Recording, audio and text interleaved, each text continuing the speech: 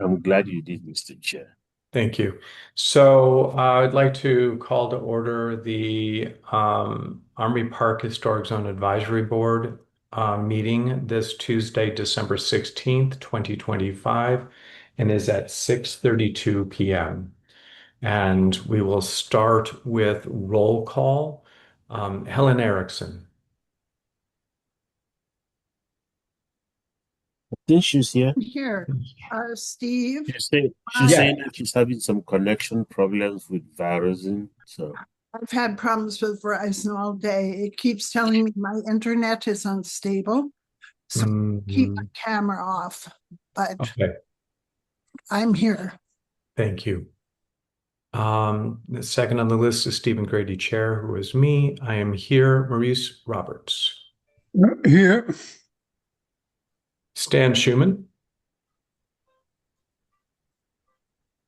I think Stan is here.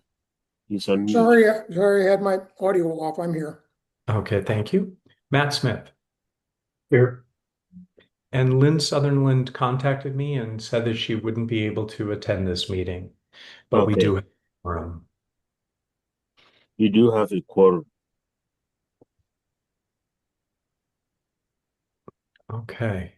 John, I was going to ask if you happen to have David Bachman Williams's number, if you might text or reach out to him.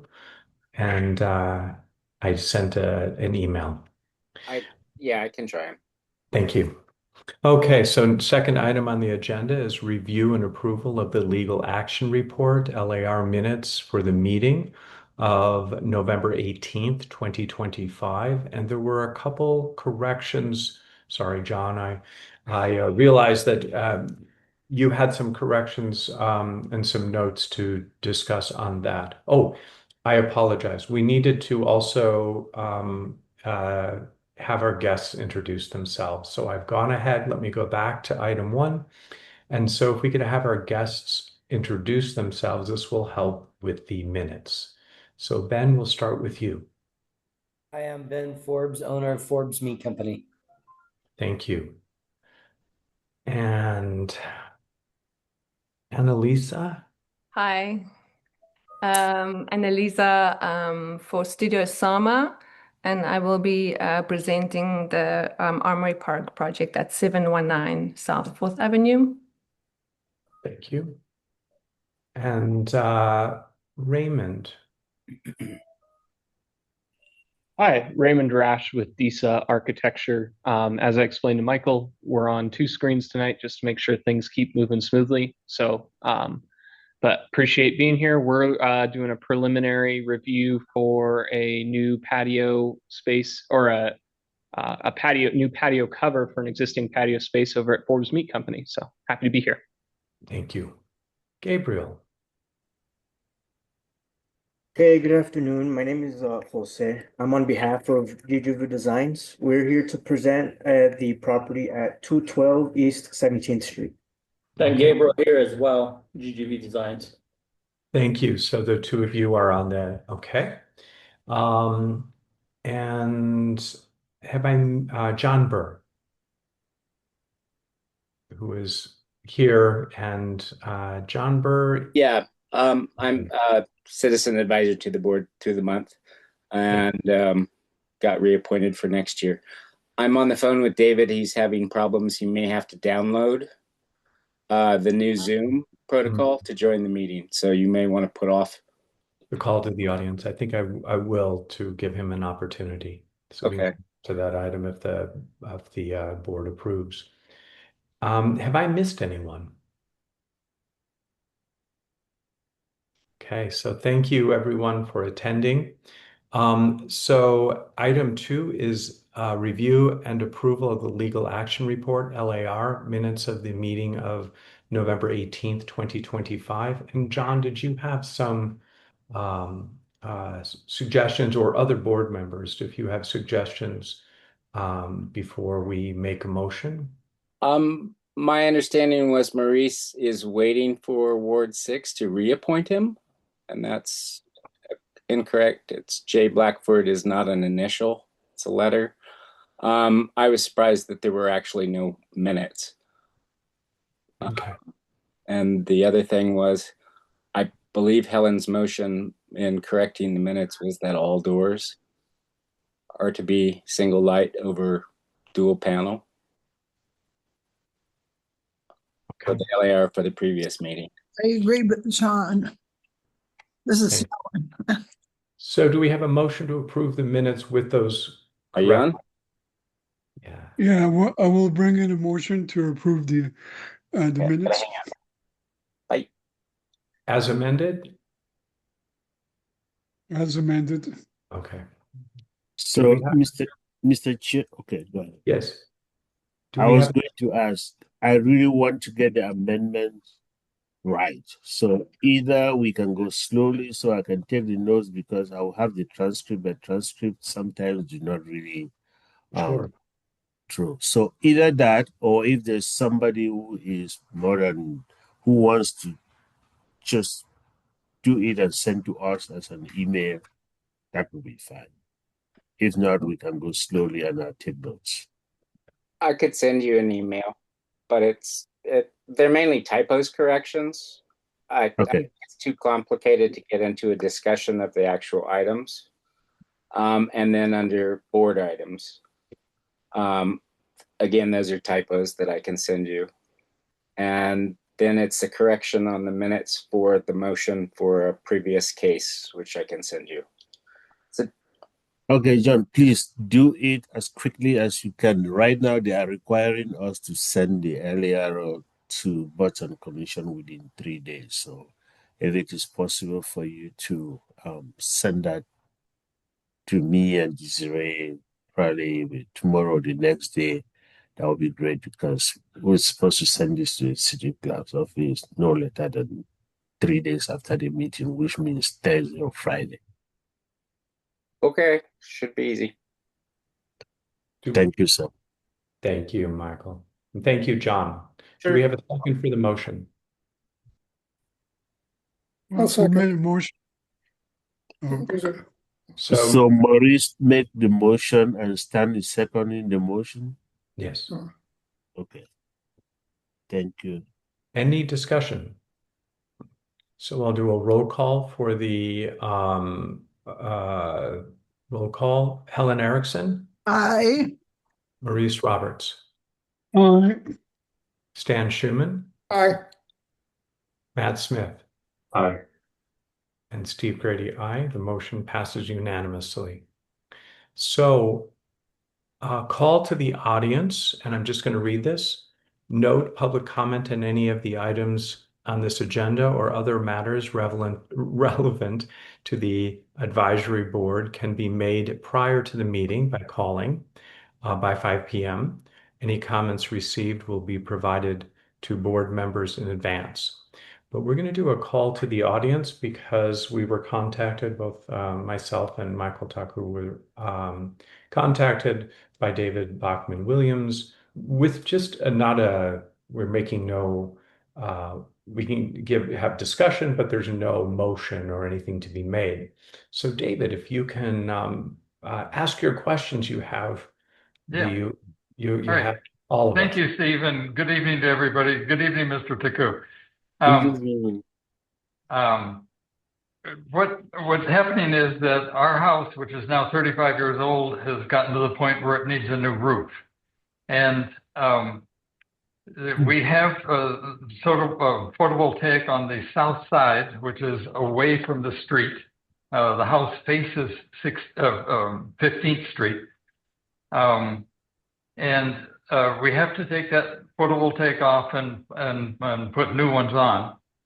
And for the purpose of the photovoltaic, I would prefer to be able to use standing seam roof, but only on the faces of the roof that face south, or where there's going to be photovoltaic, because there will be at least one south-facing roof that will not have any photovoltaic.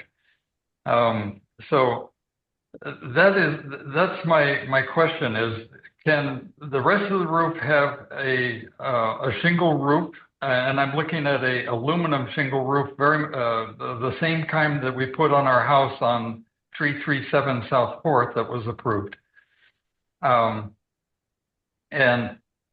put that kind of roof on all the roof except for the south-facing ones that would have the photovoltaic attached to them, because that way you can attach photovoltaic without doing any roof penetration. That's just the basic question I'm asking to see whether or not it's feasible or if it's worth pursuing.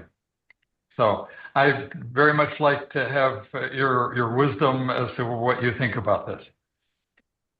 Thank you, David. And we'll need to add you to the list of people who are guests. So I would like to just reiterate some of the facts. This is a non-historic property. It is a later addition or relatively new construction for our neighborhood. 1991. And you are asking two questions. One is advice on the first, I would say, is having more than one roofing material. And the idea is that you would have standing metal seam on the south facing because that is where the photovoltaic is, and that would be easier to work with. And on the, because I think it's a hip roof on the north side and then the east and west hips, you were asking for a shingle, but a shingle similar to what was installed at, do you know the address on South 4th? Yeah, 337 South 4th. 337 South 4th. Okay, and so I just want to open, it's a request that's unusual. And so I wanted to just get some input. Again, we are not making a motion, just having a quick discussion. Yeah, correct. So you've summed up what I'm asking about very nicely. So I'm open to hearing what the reaction is. Stan, you have your hand up. Yes, I'm not too sure if I can place the structure in my mind right now, but is the south roof visible from any street? No, it's not. There are two-story houses to the east of us, so it's not visible from 3rd. And from Railroad, there is garage alleys that pretty much you have to stand in a particular place and look up and slightly to the east from the west side of Railroad to be able to see the roof. You would not see it otherwise. That south-facing roof. Have you looked into a higher quality asphalt shingle? You can get shingles that are 30-year warranties on them. Yeah. The reason I am not interested in asphalt shingle is that we also have rainwater harvesting. And I have learned that the first 1/10 of an inch of rain that comes down on asphalt shingle gets soaked into the asphalt shingle and evaporates back off. So you lose that first 1/10 of an inch out of every inch of rain that falls. And that in some cases, that's all the rain that falls. So it becomes a significant portion of the water you're trying to harvest. And the other advantage of the aluminum shingles that I'm looking at is that they have an 85-year warranty. And because they're metal, the insurance covers the full value of the roof for many years to come, as versus asphalt shingle where it decreases every year. What your insurance is willing to pay to replace a roof if it's damaged or burned or fire or whatever. So what you're proposing is an aluminum shingle on the rest of the house? Yes. So, and it's an aluminum shingle that's designed to make it look like a wood shingle. And it's colored brown. Yes. It's existing on the South 4th Avenue structure. So it is being used somewhere else? It's used, it was approved, and it's being used in the neighborhood. So it has been used and approved in the neighborhood? Correct. Well, I don't know that I would have a problem then, I guess. I think if you're going through a submittal, you could do that. You need to do that with a minor review then? That's also a question I had. Does this require a major or minor review? Thank you. Okay. John, you have your hand up. Yeah, because it's a change in materials, I would guess on a full roof, it would probably trigger a major, but that's up to Michael to discern. I will say that there are a couple of houses in the neighborhood. They're primarily mansard roofed buildings, that the lower portion that's more vertical has cedar shingles and the upper part has asphalt shingles. So combinations do exist in the neighborhood. I'm not sure of a code reference that specifies they must be the same roof all the way around. David, I have a question. Would you be able to match the color similarly between Yeah. the roofs? Paul and I have really not talked about the color so much, but my gut level reaction answer to you is that I would like to match the color that's on the roof right now as much as possible. And that's it's a gray.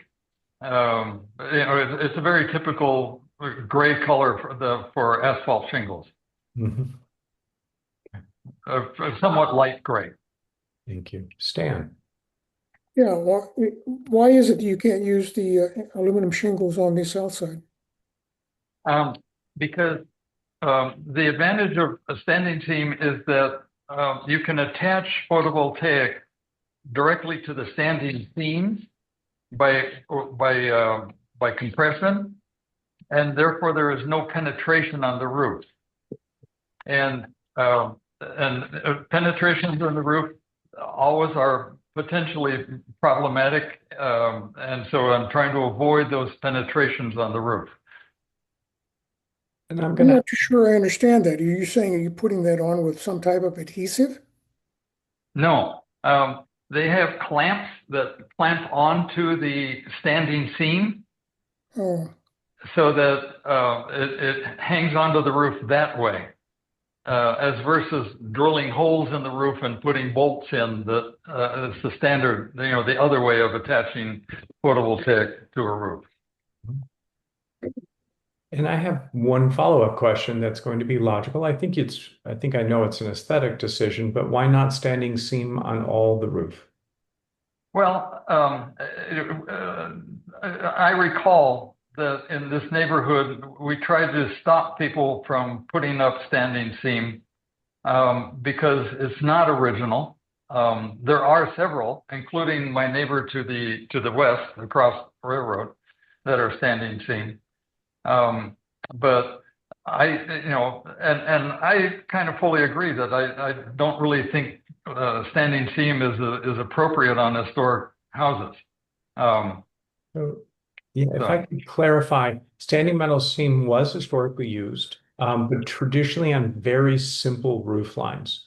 Complex roof lines that have a lot of gables and projections and these sorts of things were traditionally not done in standing metal seam, but a very simple roof line often could be. And so that is something that would be, because you have a very simple hip roof on your structure. It's not really, Steve. It has one north-facing side that has a gable in it. There are two east-facing, two west-facing faces, and two south-facing. So it's a complex roof. There are several different parts to it. I could, I'm remembering it differently now. I'm just looking it up right now. So that makes sense. So I think that, Stan, you have your hand up. I'm sorry. I keep moving away from you. Well, that's okay. I guess your comment is a good comment. I actually was thinking about that too. I said I should go I was thinking going one way or the other, either go all aluminum shingles or all standing seam. I mean, I wouldn't have a problem with either one of them. And I think that because of the attachment you're using with the standing seam, there's no penetration. And I would prefer that standing seam be used throughout. Okay. So I am, Michael, would you be comfortable allowing me to share, and I'll show the roof of the structure, which Sure. may be helpful.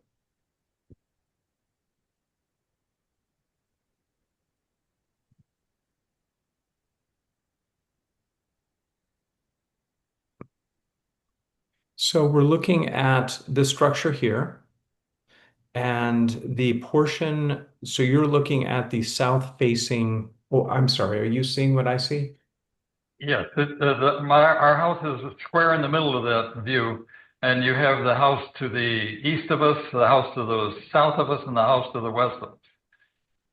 So, So if you could zoom in a little more, it would be a little more useful.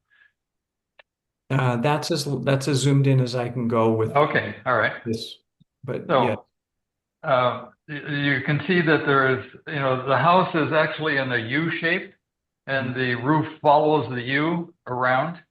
And on the inside of the U, there are two 6-foot by 6-foot skylights. There are two other skylights on that inside of the U. And so there are two small south-facing on the ends of the, or should I say the ends of the U, the U facing south in this case. And then the detached garage. It's not attached. The detached garage is a hip roof with 4 sides to it too. And so the photovoltaic would go on the south side of the garage, on the south side of the west wing, and up towards the top of the south side of the inside of the U.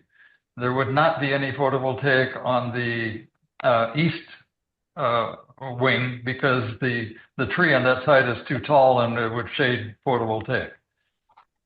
Okay. Looking at the roof type, which is a hip roof type. Okay. I do believe that standing metal seam would be appropriate if you was for the entire structure. Definitely for the garage structure, in my advice is that because you see the multiple sides, a change in material might be stranger there than more aesthetically inconsistent than if what you're proposing on the house. Okay. Stan, you have your hand up. Yeah, what's the white represent on that roof? Oh, we haven't been able to afford the roof for some time now. We think we have a loan lined up where we might be able to afford the roof, but we were starting to get some leaks, and so I used some white elastomeric paint to make those shingles last longer. The south-facing ones are the ones that wear out the most. Okay. I agree with Stephen. I think that the standing seam would be best for the whole thing. I'm amenable to that. So, but again, this is not a motion, but hopefully it's information that's useful for you. Yeah. No, I really appreciate the thoughtfulness of your comments. Thank you, David. Okay. So, any other questions or comments? John, you have your hand up. Just a quickie. When Jody was the HPO, she wanted to encourage us to really look at each site so that the whole neighborhood didn't end up with standing seam metal roofs. But there are actually about 25 of them now, David. And like your house, well, soon thereafter, when clad windows started to be approved in certain cases, materials a change in materials or appropriate modern things can be approved on a case-by-case basis on any project that's specific to the project and the site, just for reference. Okay. Thank you. And because yours is not an historic structure, it is also reviewed, but it is not Right. reviewed to the same standard. Right. Okay. Thank you. All right. Well, thank you all very, very much, and I appreciate your allowing me to bring this informally to you. And I will bring a. I will work with you, Mr. Taku, as to whether it should be minor or major, and bring this back to you. Thank you. So, all right. Thank you. So I'd like to, Michael, was there any call to the audience, anything that was received by 5 p.m. on December 15th? No, Mr. Chair. Thank you. So then we'll move on to number 4, historic review cases, UDC section 5.8, TSM 9-02.0, historic district design guidelines, revised Secretary of the Interior standards and guidelines. I'm not sure. Okay. And then we have sub-element A, which is SD-1125-00168 TC-1125-05399-212 East 17th Street. And everyone has received the agenda, so I think that we can open it up for a presentation. So before we do that, Mr. Chair, let me just give a quick reminder to the board that this particular project was reviewed as a courtesy at your meeting in September 16, 2025. And so I believe they got the feedback that you gave them at that meeting, and they are coming today for a full review. So the plans that you will see will be trying to meet what you had requested from them at the September 16 meeting. Thank If you. there's any specific question for this project for staff, I would like to answer. If not, I will turn it over to the applicant to present the project to you. Thank you. I think that we're ready to have it turned over to the applicant. Who is going to present here? Last time was presented by Gabriel. Gabriel, are you the one presenting today, or who is presenting, or is it Today Jose? we'll allow Jose Curtis to do the presentation. I want to give him the opportunity again to get familiar with the process. However, I will be assisting any further questions. Okay. Jose, if I can find your name here. Oh, you'll need to. We're on the same computer, so this is under the name of Gabriel Vargas. Oh, okay. Let me see. So since both of you are together, I'll just put it under the name of Gabriel, and you can take over from there. You should be good to go. Okay, so I'm sharing my screen. Can everybody see it? Yes. Okay, so I just want to present myself. My name is Jose Curtis, and I am going to be doing this presentation for the property at 212 East 17th Street for the Marciac residents. But just real quickly, thank you for the presentation, Mr. Taku. And I also want to give a thanks to the board for giving us their time. The key aspects of this presentation is the demolition of a non-contributing carport along with a shed. This is something that we intend to demolish.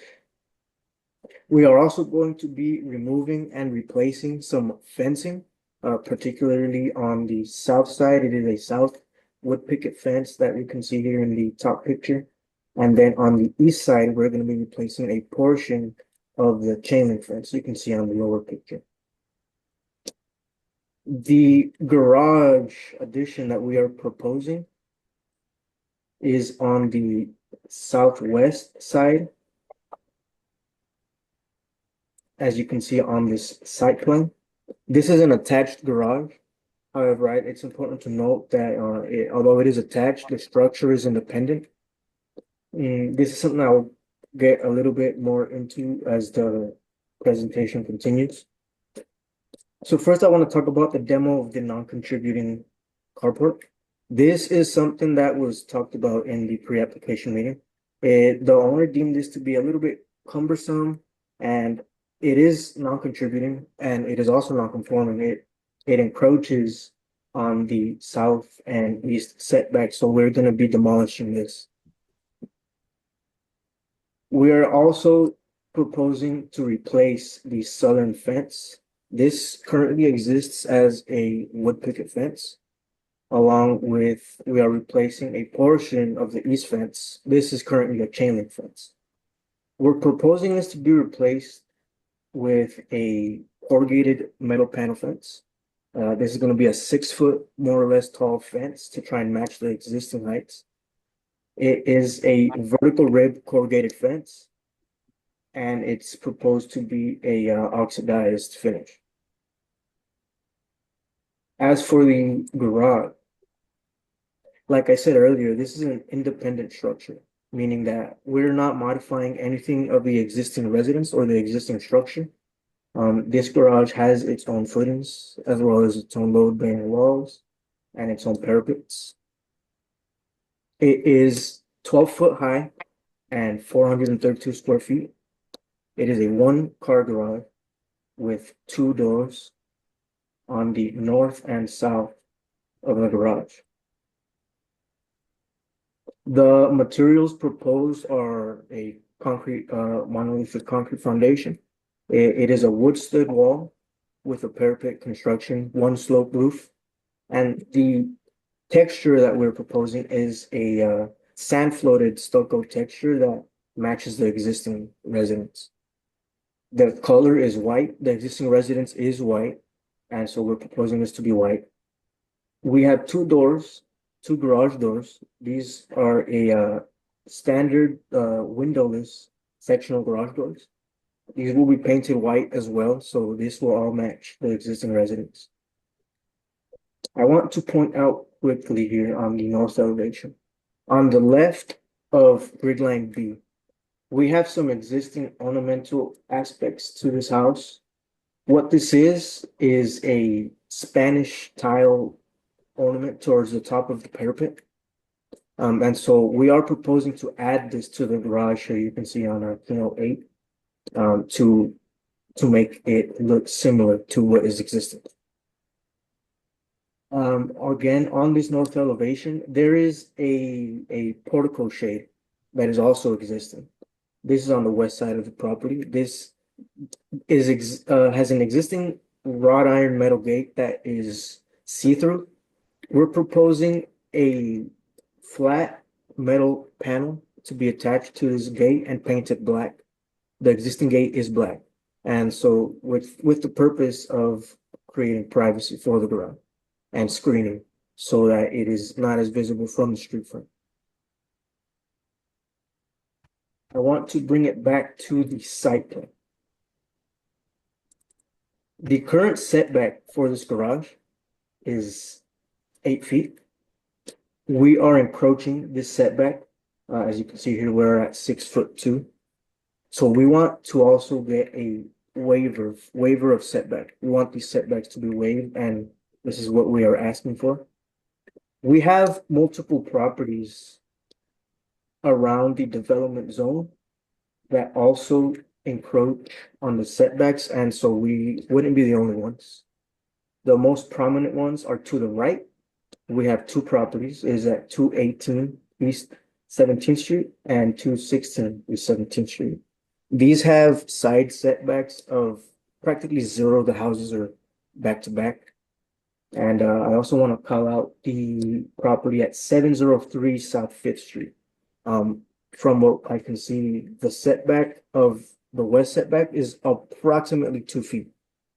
So this is what we are proposing for this project. And I think this concludes. I'd like to just add a couple of factors as well. The garage door, we're looking to do a typical section, although it's not gonna be visible from the right of way or any other areas, but essentially they're gonna be matching some of the garages that are within the neighborhood. And I think we have some images, which is it seems pretty typical within the neighborhood fabric.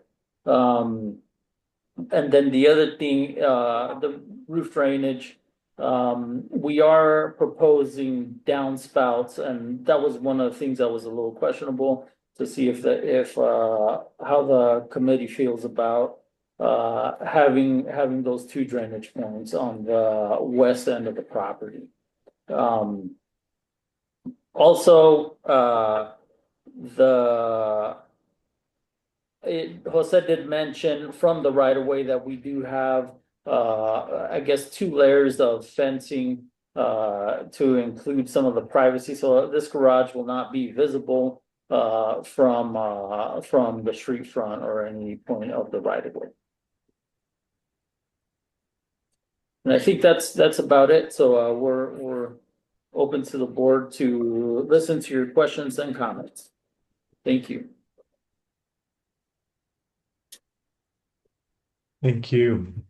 So, does anyone have comments or questions at this time? I just have a quick question. There's not going to be any windows or doors, correct? There's going to be 3 doors. 2 are going to be garage doors, and then there is gonna be a man door, which is gonna be facing the existing resident side, which is on the east end of the garage. Go ahead and scroll up to the site plan, or actually the plan right there, that plan is good. So this screen lining that is on the right-hand side of the drawing is actually the existing residence. And so this man door is gonna open out to the elements. And so that would be an exterior door, which is not visible from neighbors. I think this door, we did not add a specification. I was speaking to Jose earlier about it, but we are gonna do a 4-section. We are gonna propose a 4 panel sectional door or a 4 panel door to match the fabric of the neighborhood. Thank you. Matt? Just had a question on the fence. So in the elevations, it looks like you call out top of fences 5'9", but then have a label of a 6-foot fence. And then the detail has a max height of 6'3". So I'm wondering what the max height is going to be. The max height is 6'3" from grade. The fence is 3 inches above grade, so it's called out as 6'3". Okay. Thank you.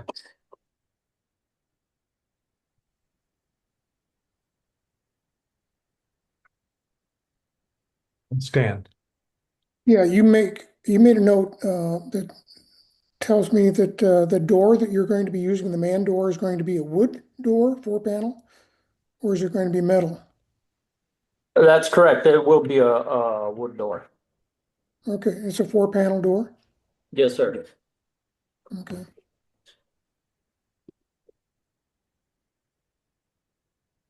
John. Just offhand, what's the material of the garage doors you're proposing? It's gonna be a sectional aluminum. So it's a painted metal door? Yes, sir. Okay. And when you came for the courtesy review, this is an interesting property because it changed hands twice in 6 months, and both property owners made a lot of changes, including a replaster job and slider windows and a new back porch and a whole bunch of different things that's not happening. And the front fence is actually the chain link poles, but it was replaced with metal frames with mesh that was going to be part of this, but it's not shown in this presentation. To your images. You don't have one at the front fence on this one. You did in September. Yeah, you're correct. And I was discussing this with Jose earlier on. And that is something that we did miss to include was that front fence. We did add the porches that was in the rear. However, we did not disclose the front fence. And you're correct, John. Okay. And the detail that you have that's on the main house, there are two of them, with three terracotta tubes with half tubes as a decorative element. But on the west side of the house, they are actually square terracotta tubes, and they are terracotta. And the one at the back part of the building appears to have been plastered up recently. How will that be ameliorated to drain onto the roof of the new garage? So it misses the drainage of the existing roof, where we are lining in the new structure. So it will not hinder any of the drainage, for one. Two is yeah, we did see that detail. The only thing is we want to keep a similar rhythm on the parapet to match the north facing, and so that's essentially what we did. And so, if I'm not mistaken, are you it? I guess are you looking at the sense of the roof drainage from the scupper standpoint? From the scupper for the main house, because it looks like one of them, that one right there, will actually drain onto the roof, but it looks like it's been filled in. So I just wondered if it would interfere or would drain onto the roof and then drain out your new drains. No, it does not interfere. Actually, it's offset from that roof drain, and so that conduit and that roof drain were considered when we positioned the garage. And so the wall of the entry is actually set back about 2 foot from that location. Okay. And the house was actually originally sand finished, but it got replastered within the 6 months before the current owner bought it. But the guidelines say that new construction should not match the existing but be compatible with it so that it doesn't create a false sense of history. So in my mind, the detail of the 3 tubes and the decorative element on the garage is an attempt to recreate history by doing an attached garage. So in my mind, I think I would recommend that the board doesn't suggest that to include that. And the other thing is there any lighting on the exterior? Your original proposal in September showed lights on the exterior of the garage, but this one doesn't. They are not shown on here. We do have an electrical plan that's not included in the historical review packet, but we are going to propose lighting for the doors, the garage doors on the northern side. Then those need to be reviewed because they will be visible. Yes. So they should. Do you have an image of them so that the board can ask questions about their appropriateness? You know, we did not. We haven't selected them with the owner. I think most likely it's going to be a wall sconce on each side of the jamb with strictly downlighting. And as far as the finish, we wouldn't be able to tell you exactly what that light fixture is at this point. Okay. And just a curious question, why a garage door at each end? If there's no other access, to drive through and park more cars in the backyard? That's an excellent question. I believe from with our discussions with the homeowner, They just want to have access if they're going to do any work in the backyard, and to be able to get stuff from the garage that will be used within the backyard. So I'm not sure if it's like a wheelbarrow or things in that nature that they'll be storing within the garage. But that was my understanding. And again, I see that same detail on the south side of the garage. Correct. Yeah, it seems a little overdone in my mind, but just thoughts to think of. I assume then that the building itself is not going to get any review for all the renovations that it's had. Is that the case, Michael? It looks like because they've not been submitted. I will say though that the porch that was not permitted, if you do not make it a subject of this review or future review, zoning is going to flag it and is going to block the project. You will have to permit that porch or get it reviewed. I believe during the courtesy review, you were advised that that porch was never permitted and that there would be need for you to include in your package. If you have not included it now, um, I'm pretty sure that zoning will catch up on that and they are going to flag the project and you will not be able to pull permits for this. And secondly, the garage light that John was referring to, if you don't have the details on it now, if whatever direction the board takes, that could be done as a minor review for those lights.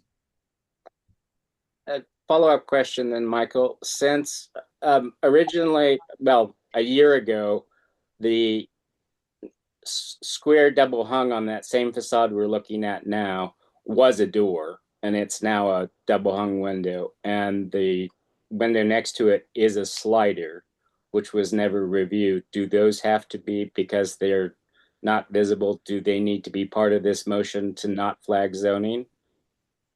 You can make it to make it easier for the applicant. I would suggest that you review it, you make it part of this review and make your recommendation based on that. Because when we go through a code enforcement process, it makes this process longer. If you can make your recommendation on those at this point in time, it will be a good thing for the project and for the process. Thank you. And if additional drawings need to be made, you can recommend all of those because the applicant will still have to revise the drawings anyway. That way, we do not have to go through this code enforcement or violation and things like that because that will slow down this process anyway. Thanks. There's just questions I had that the board may wish to consider. Thank you.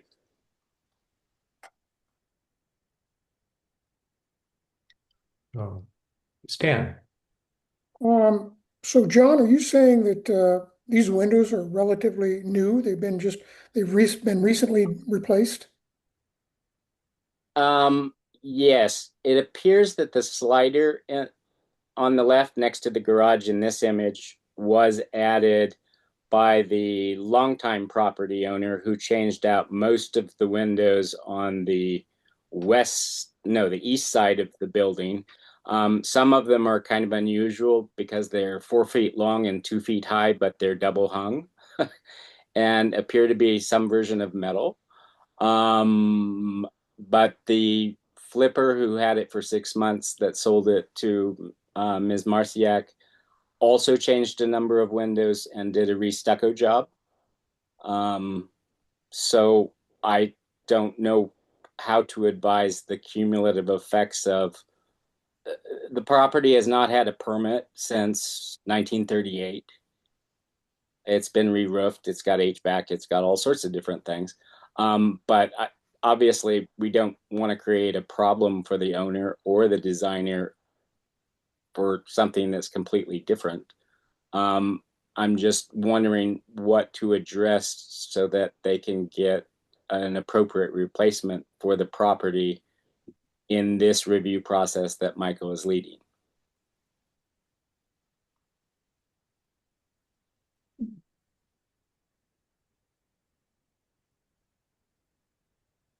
So because all those things were replaced, were never reviewed, were never reviewed by this board or PRS, but was just done by the owner. So it is considered in your face, you should look at it as something that has not been done. So if you need to make a recommendation for them to replace appropriate windows, appropriate doors, or anything that is appropriate, it is within your powers to do that today and during this process. When you buy a property, I understand it's being flipped up and down. When you're buying a property, the assumption is that you are inheriting any other issue that comes with that property. And your job is to make sure that you are upholding historic preservation as it's supposed to be. Thank you. Stan? Were there any other windows that were changed out to sliders? Actually, one of them in the family room at the back was a slider, and it is now an irregularly shaped double hung. I just compared the two sales pictures that are available on Zillow. They were 6 months apart, and you can see substantial changes throughout the building. But I'm not a police agent, and I'm not trying to get the owner in any trouble. Right. What is what's the room behind the sliding glass window, the slider? Is that a bedroom or what? No, it's actually not a slider. It's a central door flanked by two. No. I'm talking about the slider window. Oh, it's in a Sliding window. shower. I'm The talking slider's about in the shower, and the little double hung that is a recent replacement replaced a door that had been a pass-through from the master suite next to the toilet. So what is the window that is now a slider or casement, whatever it is? Is it a casement or a slider? It's a slider. And what is that? What's the function behind that slider? What's the room? It's a shower. It's a shower.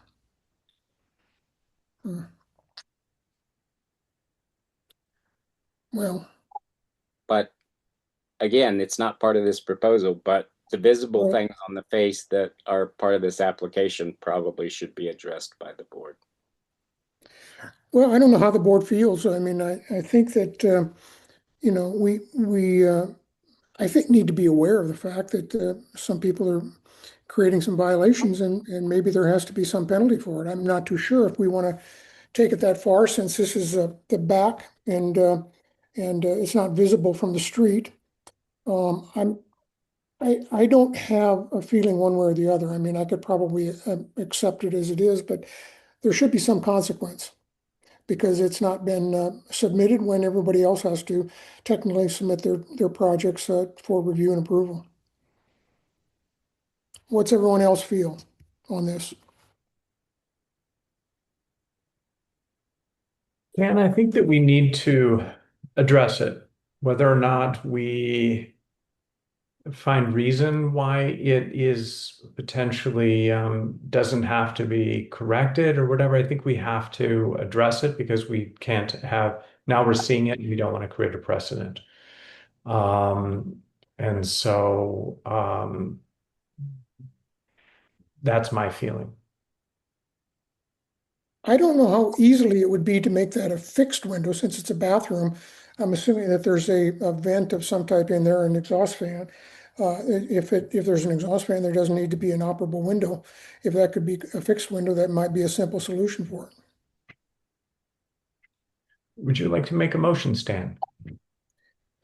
I'd like to make a motion based on comments made by John. I think that his comments regarding the new garage make some sense from a historic standpoint where the stucco maybe should not match the house exactly. I mean, there could be a slightly different texture there. I understand that, so you understand what was added at a later date. I also think that the details that they have above on the parapet do not necessarily have to appear on this edition. Again, it's something that refers to an addition to an existing structure, and it doesn't have to present that type of detail on the new edition. So I would have a tendency to say we could omit those details, but maintain the scuppers, obviously. And that we look at providing a fixed window non-slider at the existing slider window that's off of the bathroom on the that's the south elevation. So do we want to talk about material? Material for the windows? Sliding window. What are they? What is the material? Well, I think it's aluminum slider right now. What I'm saying is we are recommending a fixed window. Are you Wait a minute. Are all the new windows aluminum sliders? No, I just mean, all of the windows, all the new windows are aluminum? I do not know the material on any of the windows or any of the fences. They are just what one can observe from MLS listing. I cannot say. I don't know. The presenters can you tell us what the windows are? Are they aluminum? At this point, we don't know either. When we're out there, we're just observing some of the existing conditions. Maybe our main focus was on that back carport and then the location where we're gonna add the garage. But as far as the material, no, I wouldn't be able to tell you, but they do not look original. None of those windows did. Yes. Matt. I'd like to clarify, Stan, you started a discussion but didn't make a motion, so we don't need a second at this time. Is that correct? Well, that was intended for a motion, but obviously I didn't state it as such. Okay. But that complicates the issue now. If they're all the windows that were replaced were aluminum, that's another complication, which really causes a problem. So Matt and Maurice will take those, and then we'll take your input, and then perhaps we can craft a motion. Matt. I think we need to focus on the presentation, make a motion on the garage, and then probably make a second motion of the homeowner shall return with a survey or whatever we need to formulate to have whatever changes have been done notated. Okay. So I would recommend that the first motion include the garage and the fencing, those items which are included on these plans. Maurice. I have a problem with the fact that none of the modification to this house have been permitted for 38 years. Okay, it's we're going to permit an addition to an existing structure which has changed tremendously over the years, and I don't think that this is correct. So that's one thing. The next thing, I have a problem with two doors in the garage. Usually, two doors in the garage has to do with the recreational vehicles, oversized recreational vehicles or trucks which come through one entrance and come out the other. And I know the presenter mentioned that something about using the second door to bring a wheelbarrow, into the house and things like this. I just don't see it. Okay, I think we're gonna need some more clearance. Why a second garage door? Okay, since there's no exit, since there's only one way to get into the garage, to me it doesn't make sense. Okay, if it's going to be a wheelbarrow in something, then maybe you want to use a double swing door or something, a little more pedestrian. Okay, but using a garage door, to me, a second garage door is not right. Okay, it's just it's gonna look weird. Okay, it's again, like I said, it's I could see it, if it's large vehicles that cannot back up or needs to go coming one way and come out the other, but that's not the case. Okay. If it's only as a convenience to get, from the garage into the backyard, then I don't think this is the correct door that I would go for. Those are my comments. Thank you, Maurice. So I think that we have quite a few comments. And I'd like I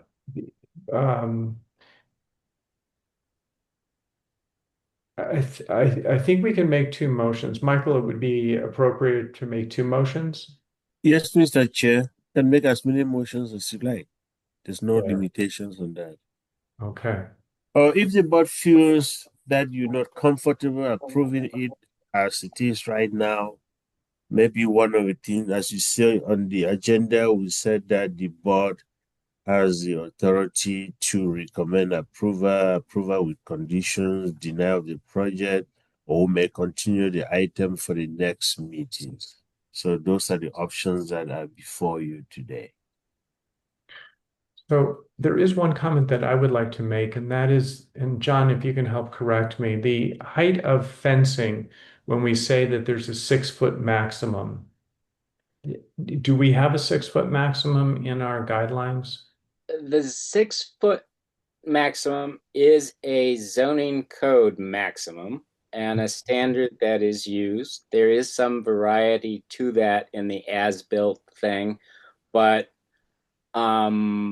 typically, at least this board specifies that a fence is 6 feet per zoning code, not 6 feet 3 inches, because it's a 6 foot fence raised off the ground, in my experience. Yeah, that's my experience as well, that we usually cap it at 6 feet from grade. Okay. So, Stan, you started a motion. Are you comfortable making a motion? Yeah, I'll make a motion. Motion number one is that the garage stucco finish be close to but not matching the house design, the stucco pattern. The design elements on the top parapet on two sides, the front and back, be removed. And that the fence along the alley be a maximum of 6 foot high. That would be motion number one. The door, the pedestrian door, listed as the 4-panel wood that was recommended. Yes, oh, I'm sorry, yes. And that the single man door off of the garage be a 4-panel wood door. Okay. I'll second the motion. So if to clarify the motion, we have approval with conditions. Okay. And the conditions are stated. We have now questions or comments. Mr. Chair, members of the board, during the presentation, the applicants were talking about requesting a waiver for setbacks. Are you willing to give them that waiver for the setbacks? If so, please make it part of your motion. Thank you, Yes, Michael. I would add to the amendment that we waiver the setback on the is that on the west side? I will second the amendment. And there's one more amendment, Matt. We need to add about the lights. Yes. Oh, I'm sorry. The lights, yeah. And that the applicant provide us with additional information. With additional information on the type of lights to be used on the front and the back. Okay, that can be done as a minor review? Yes, it could be. Okay. So the seconder, do we have a approval for the second for all of the amendments? Yeah, I'll approve the second amendments. Thank you. Okay, any additional questions or comments? Well, I do have one. Yes. I do have a question. The presenter thinks that the second door is for usage in the landscape and whatnot. Can we have a confirmation? Or, I mean, are there other plans for that second garage door? I can't check the fact that it's very unusual to have two garage doors into a garage when you have only one entry. Okay, so it would be nice to know a little more about it. In my opinion. So Maurice, I would suppose that we would look at it from its historic integrity and appropriateness. I'm not sure that function would necessarily be a strong determinant as to whether or not we approve it or not. I mean, I agree. for me, I would say I just want to have a lot of air and light when I work on my car, you know. So, Mr. Chair, Okay. members of the board, the purview of the board is basically on design. This board and any other board, historic board, does not regulate the use of a property. thank you. So I'm going to call the vote. Helen Erickson, Aye. Maurice Roberts, Aye. Stan Schumann, Aye.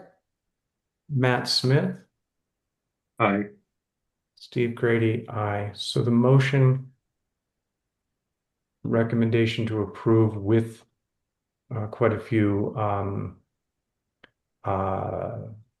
modifications or concerns has passed unanimously. Okay, so I suspect there's a second motion.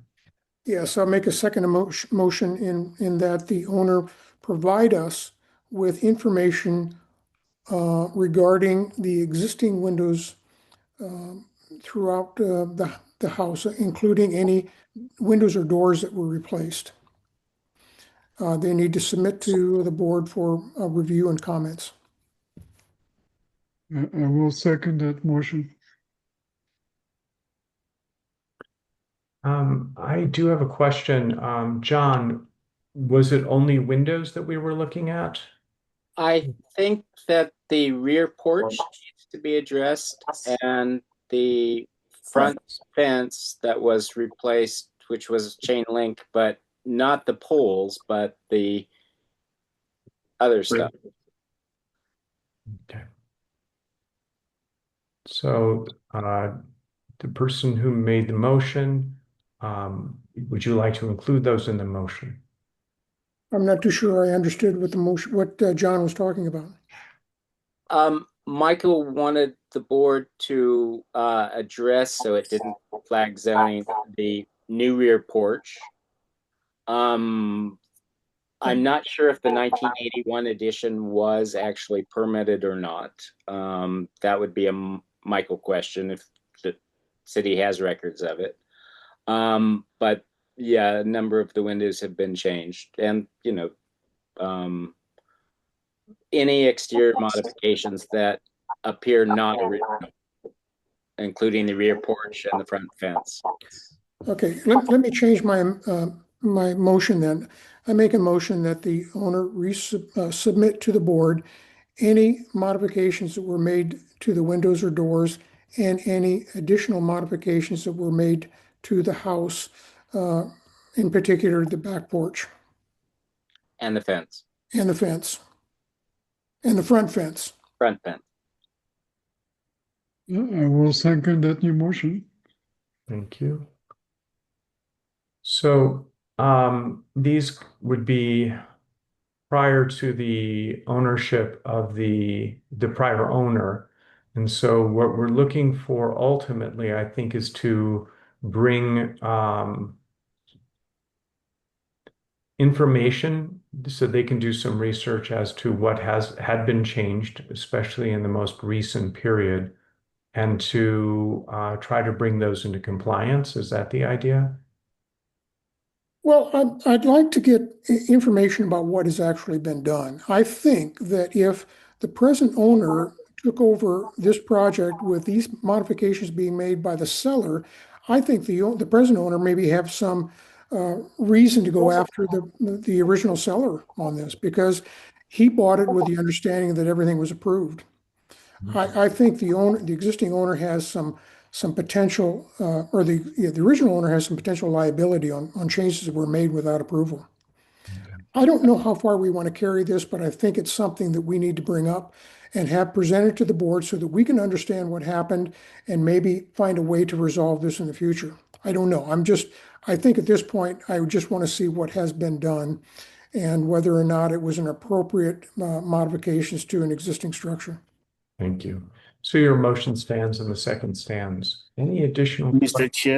Chair, before the vote, let me get clarification from the board.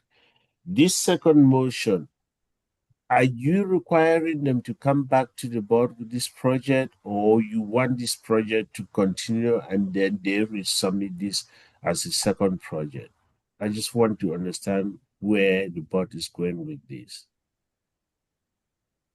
It's my understanding that they could proceed with this project with the understanding that they're coming back to us with a minor review on the lights that are going to be used on the front and back adjacent to the garage doors. That is correct. I'm specifically asking the board about the second motion. You are requiring them to provide information on the existing windows, including windows and doors that were replaced, and to submit information on any modification that has been done on the property, specifically the back porch, the front porch. I am asking the board. This is a different request. Is it part of this project, or you want it to be a separate project? I would make it a separate project. Yeah. I would recommend a separate project. Okay, John Burr, you have your hand up. Michael, it's in relation to your request that the back porch, which the board requested in September to be brought in as part of this project that's not presented, and the front fence, and the windows that are presented in the drawing, which obviously show a slider. Those things can't be addressed in the application that's presented today. So I think it's kind of up to you to work with the owner of the property so that they don't get a zoning violation. No, Mr. Chair, members of the board, I'm not sitting here trying to avoid a zoning violation. If there's a violation, there's a violation. I'm sitting here presenting to the board that be aware, once that back porch is realized that it was never permitted, this project is not going to go forward. Zoning is going to hold it. We have had a similar thing in the barrio. So I'm just making the applicants to be aware. Even if the first motion allows you to continue as soon as you're doing a detailed review, and anything that is not permitted on this property will have to be permitted. And once that is flagged, the project is going to stay on hold. Would it be better for the board's purposes to continue the case altogether, noting that they generally approve of the garage, so the designer can get with the homeowner to present other aspects, so a complete package can move forward after a continuance? That is correct, John. That's what I was saying the first time, that you have the option of continuing the case with the understanding with the applicants that they know what the board is comfortable with now. These other things that were not approved will still be flagged at one point. My recommendation to the board would be for them to come back. They can come back as early as your January meeting and present a complete package, which the things that you are requesting in the second motion and even the conditions that you are talking about in the first motion would be addressed. And you make one motion at that time which will be a complete motion, and it will help this project to move forward. As it is, and with the motions you have made, I am pretty sure it is not going to move forward. I'm sorry, Michael, what'd you say? You're pretty sure what? The project will not move forward with things that are existing that were not approved. So I'm suggesting to you that the best way to handle this will be to continue the case, give the applicants the opportunity to come back with a design, with a drawing for the back porch and for all the things that you have requested, so you can review it and make one recommendation at that time, and it moves forward smoothly, which is consistent with what John was just suggesting to you too. Stan, would you be interested in modifying your second motion to include this as a continuance for the request for information and to try to rectify the So we're moving the second motion into the first motion? I think the first motion is fine as is. The second motion you made, and we have a second, and now we're in the discussion phase. The second motion was to bring this back. The only thing that you didn't say as part of your motion is that we will continue, this would be a continuance of the project to review the non-permitted, non-reviewed items. Okay, fine. That wording can be placed in my motion. I don't have a problem with that. The second, And I will second that new amendments, that okay. continuance part. Thank you. Any other questions or comments? Then I will call the vote on the second motion. I have a quick comment. Matt, yes, please. Wouldn't it be better to pass as it stands and let zoning have issue with it, so that's documented on that side? The homeowner knows exactly what to change, and then it comes back. No, Matt, based on my experience and based on what has been happening, it's going to take this project much longer for it to progress.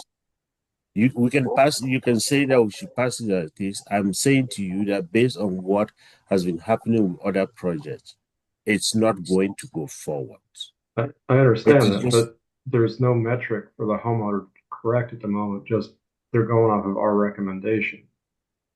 But if zoning takes a look at it and says you need to fix A, B, and C, then the designers can come back and say, we took care of this, here's the garage, here's everything we're looking at, and we're stopping this loop of, hey, we think we got it, here you go. Now we go to zoning says no, and we're back to square one. That's what I'm trying to avoid. I think it needs to go to zoning, and zoning lays the framework of where this goes. Treated as a violation. I'm saying to the board that that's a longer process. Why do we know something and want to put an applicant through a longer process? I've seen this same situation in the barrio, and that's why it took somebody like 7 months after the first review. And they tried to go through that route that you're saying, oh, we bought the property, we were not aware of it, we didn't know that this was not permitted. Zoning does not accept that as an excuse. It's just an advice I'm giving to the board here. And it's entirely up to the board to do what they want to do. Thank you. So it sounds like we have a motion and a second to continue it, and with some guidance as to what we need to take a look at. John?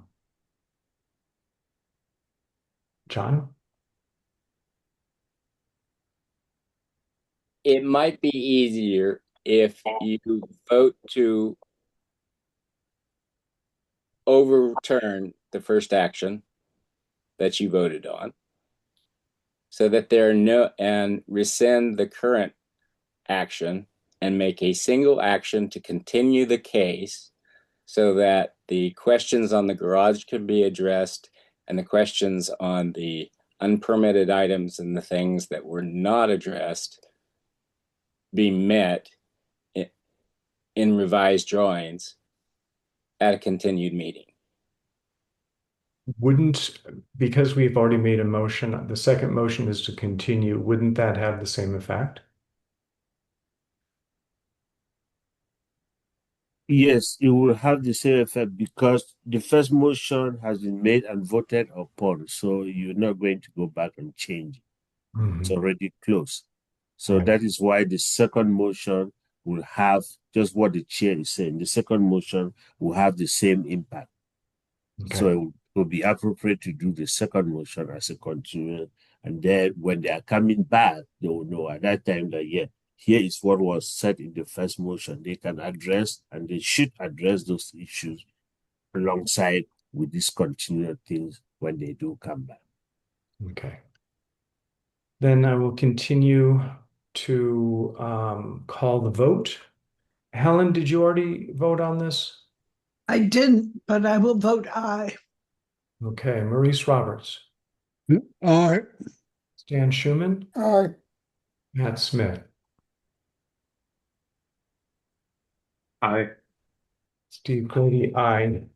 So the second motion for continuance on the non-permitted items has moved forward. Okay. I think we're done with this case. Thank you so much for bringing this forward. And we will move to the next item, unless there's anything else. We'll move to item B, SD 1225-00188 TC-RES 1025-05181 719 South 4th Avenue. And Michael, do you have something to Yes, Mr. Chair, members of the board, this particular project had come before you in 2024.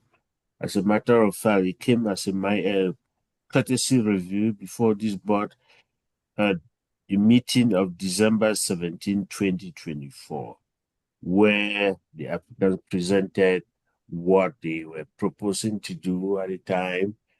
This is a remodel of two buildings. You have the north building and then you have the south building.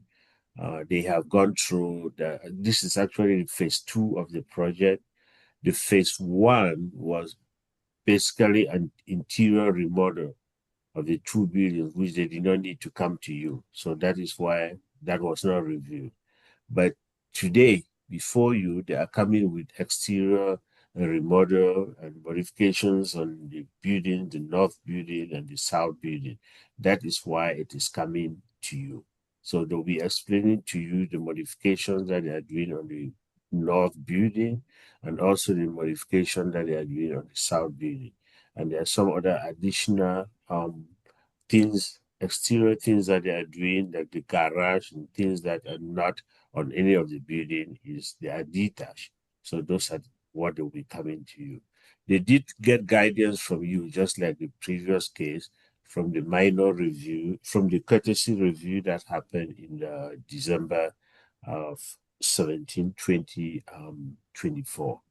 I met with the applicant and we discussed the process and things to submit. I must say, I have looked frustrating to the applicant because they submitted, the first submitter was 89 pages. And it was big enough for the city system even to open the file. And when I met with the applicant, I requested that it be reduced to a smaller page. And what you have before you is actually a reduced version. They do have a bigger version of the plan. So that is what I have for you for this particular project. If there's any specific process issue or anything about this project that I can answer, I would answer. If not, I would like to turn it over to the applicant for the presentation. Thank you, Michael. Am I able to share? Hold on. I'm looking for your name. What happened? And I'm under Studio Sama, Annalisa. Oh, okay. Yeah, I see. I'm making you a co-host now so you can present. So like I was discussing with you and Eliza is whether you want to just take building one and discuss all the changes on building one and take building two and stuff like that, or you want to just present them as a group. It's up to you and up to the board how they want this to be reviewed. Sure. Let me share.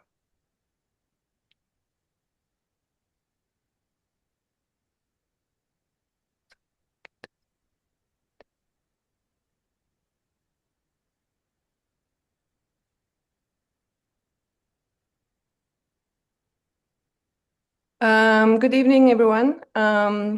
As Michael has summarized, I had a courtesy review for this project at the end of last year.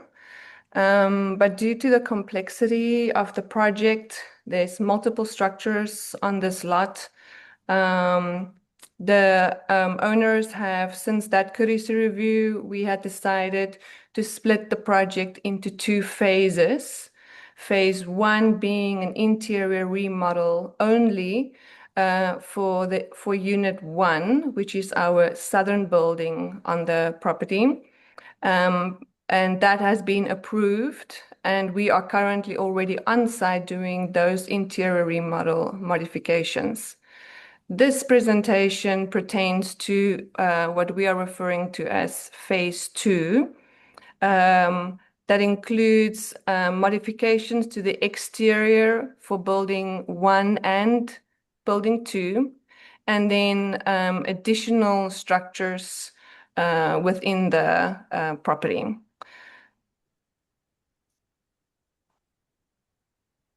So I assume that the text that was provided was reviewed by the board before this meeting, and I think that it gives a good overall context of what it is that I will be presenting today. But I will go through all of this text essentially with supporting plans and images to make some of the communication in that a little bit more clear and easier to refer to. My project is located at 719 South 4th Avenue, and it has been historically many things. It started off as a neighborhood bakery.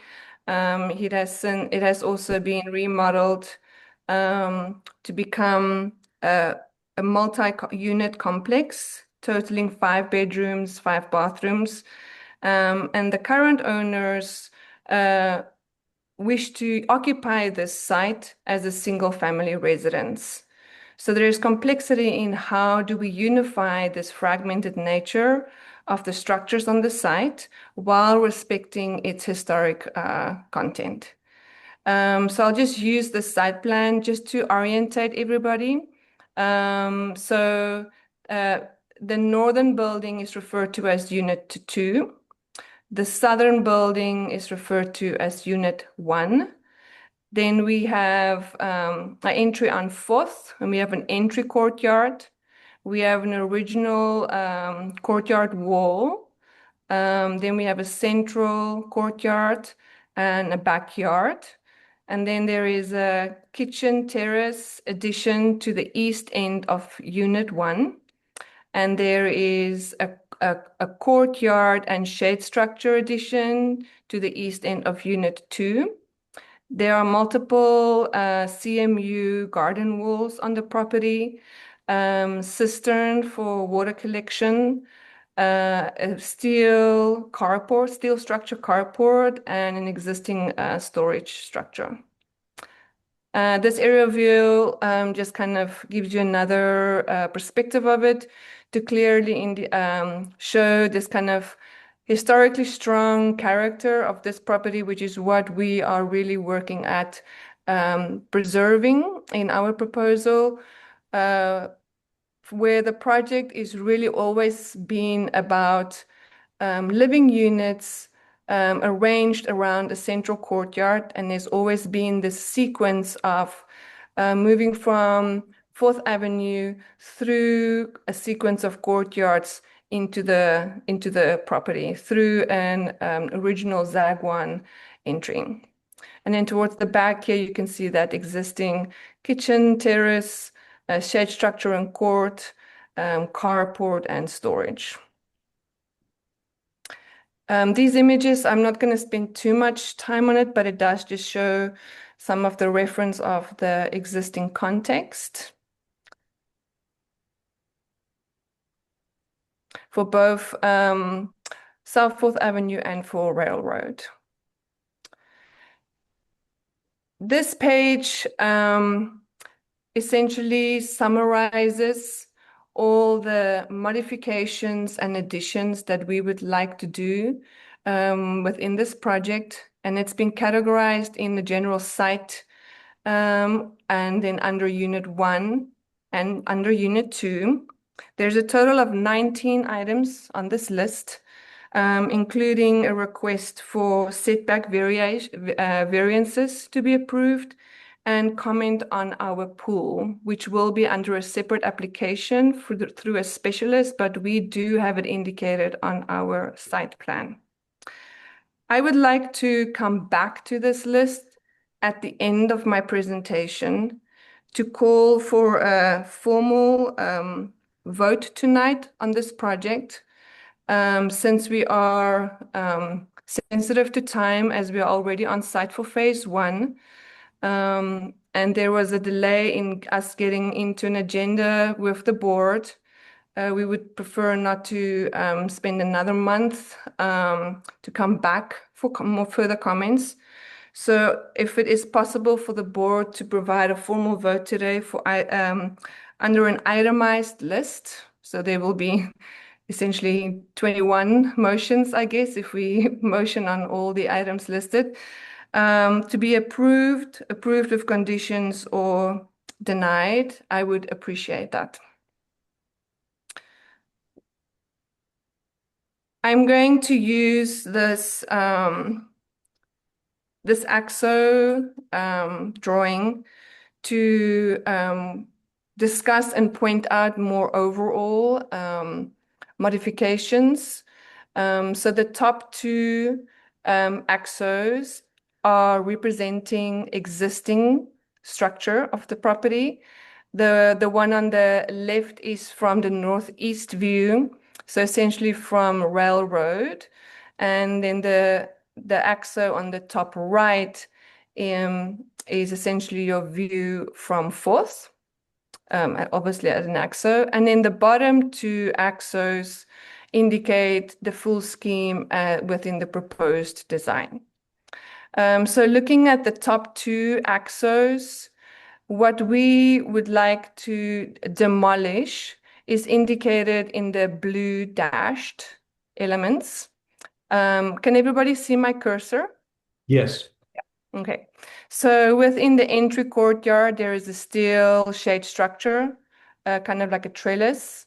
There are steel beams over the central courtyard, which in my Curtis review was noted to have structural purposes, but we had a structural engineer on site to review that, and they have provided a formal letter stating that those beams serve no purpose within this project. They're not even attached to the walls. We were able to lift them up from the parapets.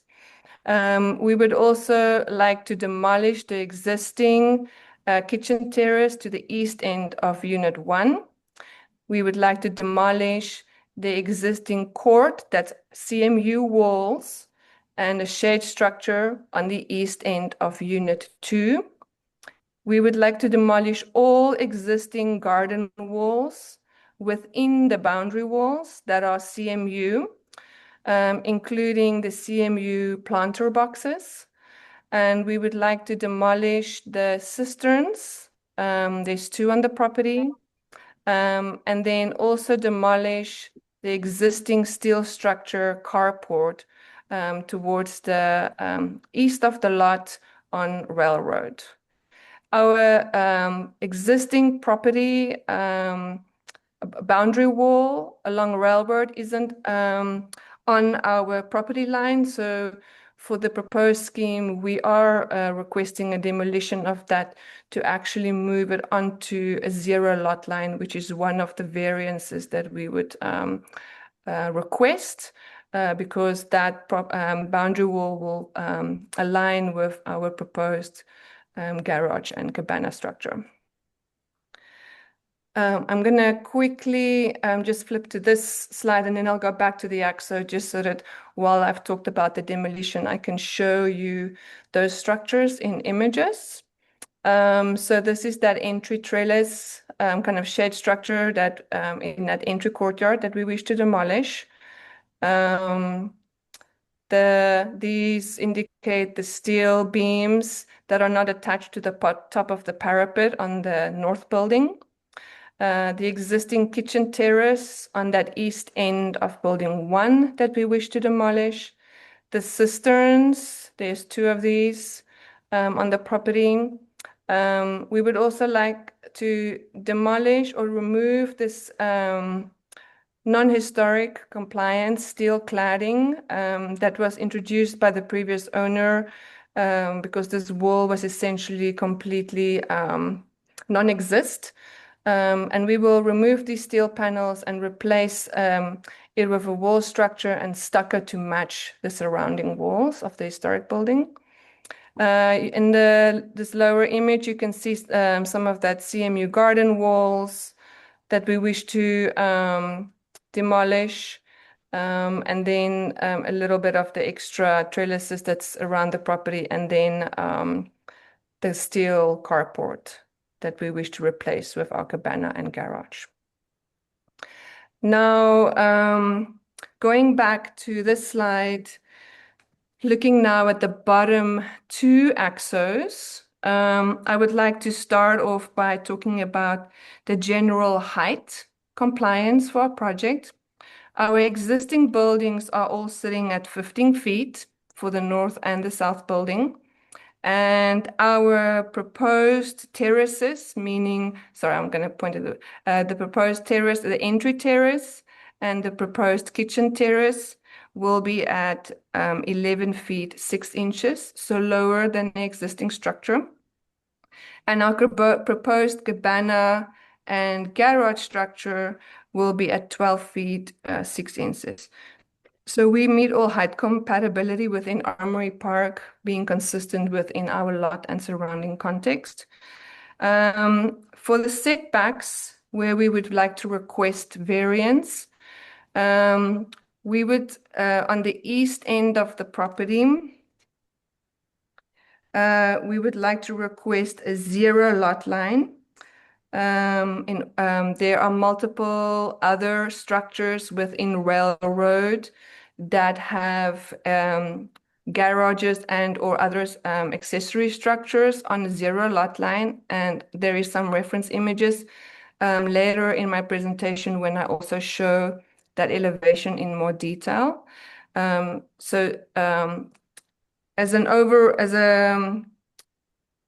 As a reference for you, our setbacks are 6 feet or 2/3 of building height. So our northern setback next to the garage would essentially need to be 8 foot 4 inches, and we request that to be reduced to 5 feet, which is not any closer than what the city currently is allowing for accessory structures and ADUs within our city code. So we feel that that is a suitable request. And then the setback on the south for the kitchen terrace, based on the building height, that setback should be at 7 feet 8 inches, and we are requesting for that to be reduced to 2 feet. But I would like to point out that it is within the same footprint location of the existing kitchen terrace. So we feel comfortable that it hasn't been a hindrance to any neighbors and has been in that location for quite some time. And we are respectful in terms of the height that we are sitting up against the historic building. In terms of addressing building form, rhythm, color and texture, looking at the top two views and the bottom two views, it is very obvious that a consistent rhythm in terms of volume and proportion of the masses that we introduce on the site is consistent and nothing feels alienating within the context. The existing structures has been listed with SHPO as more of an Anglo brick building because of when it was listed, it was all exposed brick. It had brick detailing, some versural opening across the openings. But because of significant fire damage, the building was fully stuccoed, and this was inspected and improved by SHPO after the fact as sufficient method to support the damaged bricks. But that has resulted in the existing structures not really representing themselves anymore as a Anglo brick building. It feels and represents itself within the neighborhood more aligned with a Sonoran row house. So this perception of what it is representing itself as right now, in addition to the parapets, the flat roofs, the stucco, we feel that we have responded to the existing context in a positive way, to be respectful of what is there and the context surrounding it.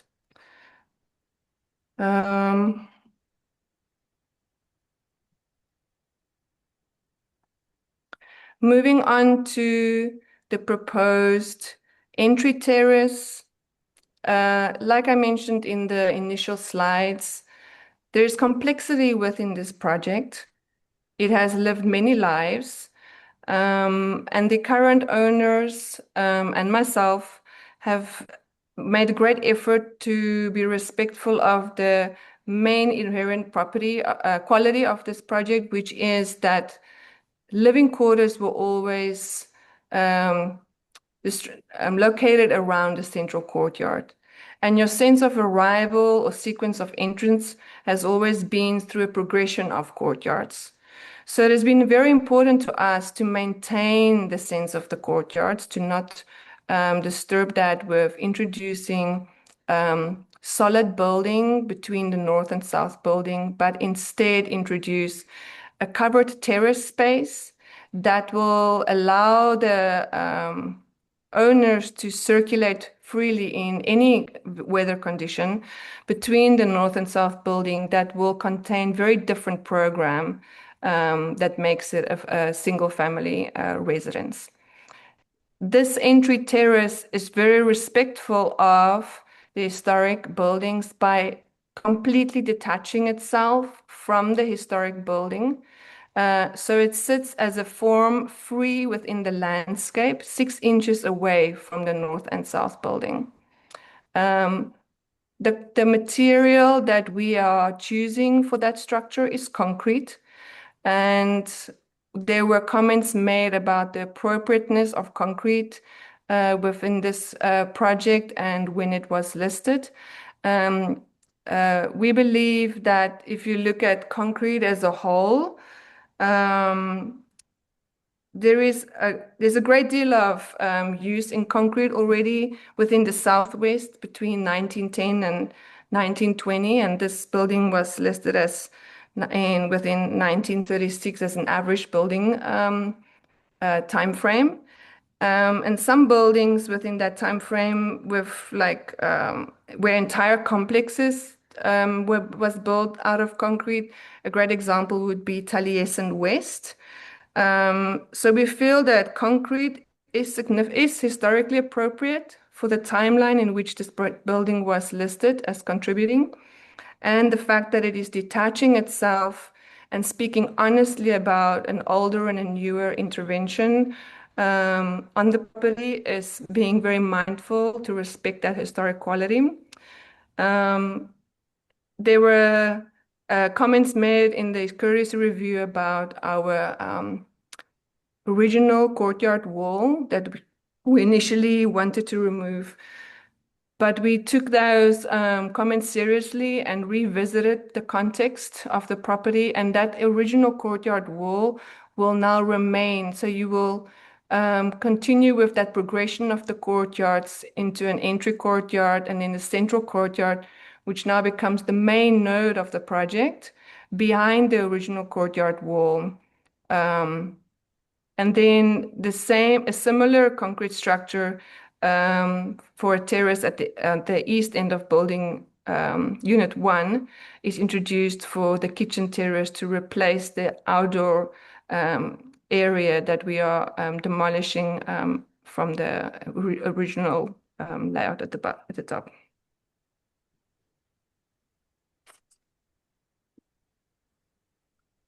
General note in terms of landscaping, we are working with a landscape architect to introduce a native Sonoran landscape throughout, and she will make sure that all landscaping to be introduced along 4th Avenue will meet the historic requirements. For enclosures, we're not making any modifications on existing boundary walls, and proposed boundary walls along railway will be maxed out at 6 feet high and will be plastered, stuccoed with a color palette that is typical within the Armory Park neighborhood. The garage that we are proposing on Railroad, as mentioned, we would like to push that right onto a 0 lot line.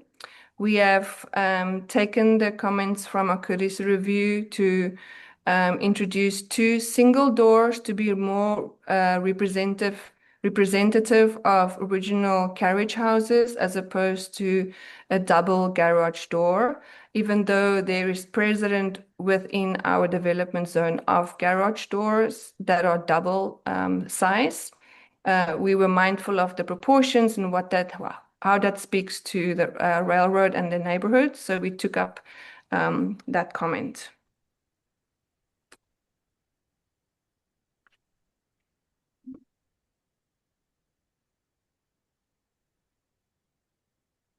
Okay.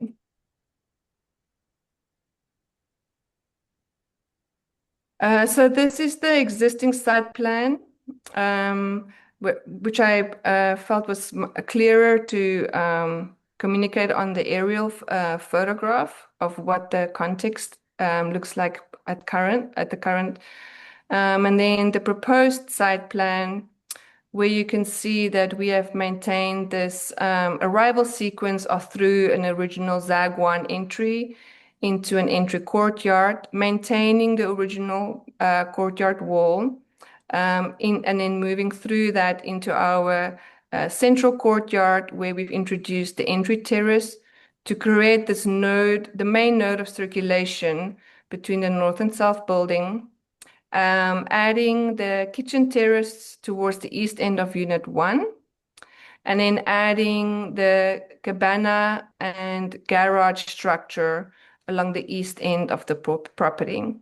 That structure connects to a pool deck and a pool.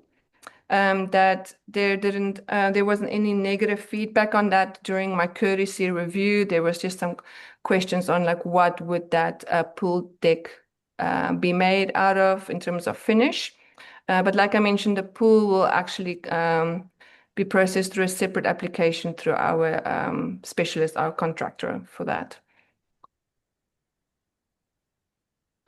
I will now make use of the zoomed in floor plans to talk more specifically about the exterior modifications to Unit 1 and Unit 2.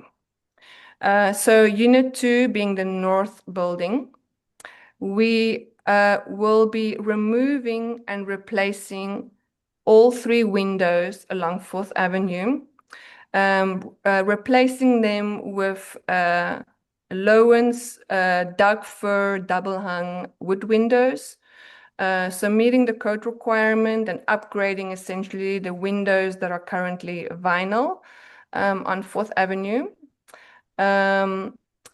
Along the south elevation of Unit 2, we are introducing a larger opening to create this sense of hierarchy for the project, so that as you move through the entry courtyard and through the courtyard wall, there's a clear delineation of where the main entry is into the northern and the southern building.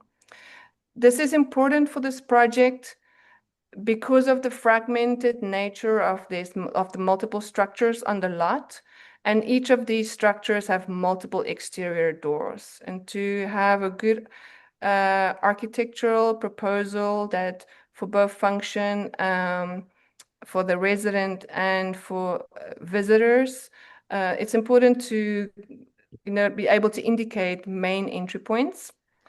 And then moving along on that elevation, there are two horizontal windows within that steel cladding that I indicated on the demolition photographs that we wish to remove and close up with solid brick wall, so that it speaks more of the massing of the general rest of the facade. The proportion on this of these particular windows, as far as I'm aware, were never permitted, and it doesn't speak to the ongoing rhythm and character of this facade. On Unit 1, sorry, all the people are on my there you go. So then on Unit 1, the southern building, we wish to remove the two existing windows that are on 4th Avenue.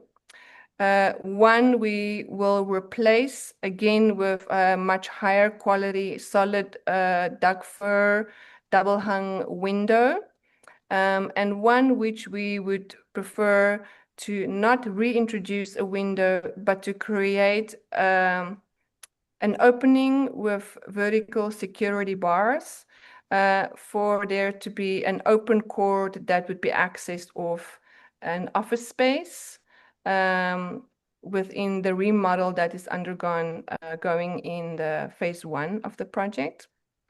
Along the south elevation of Unit 1, we will be removing and replacing a window again of higher quality double hung wood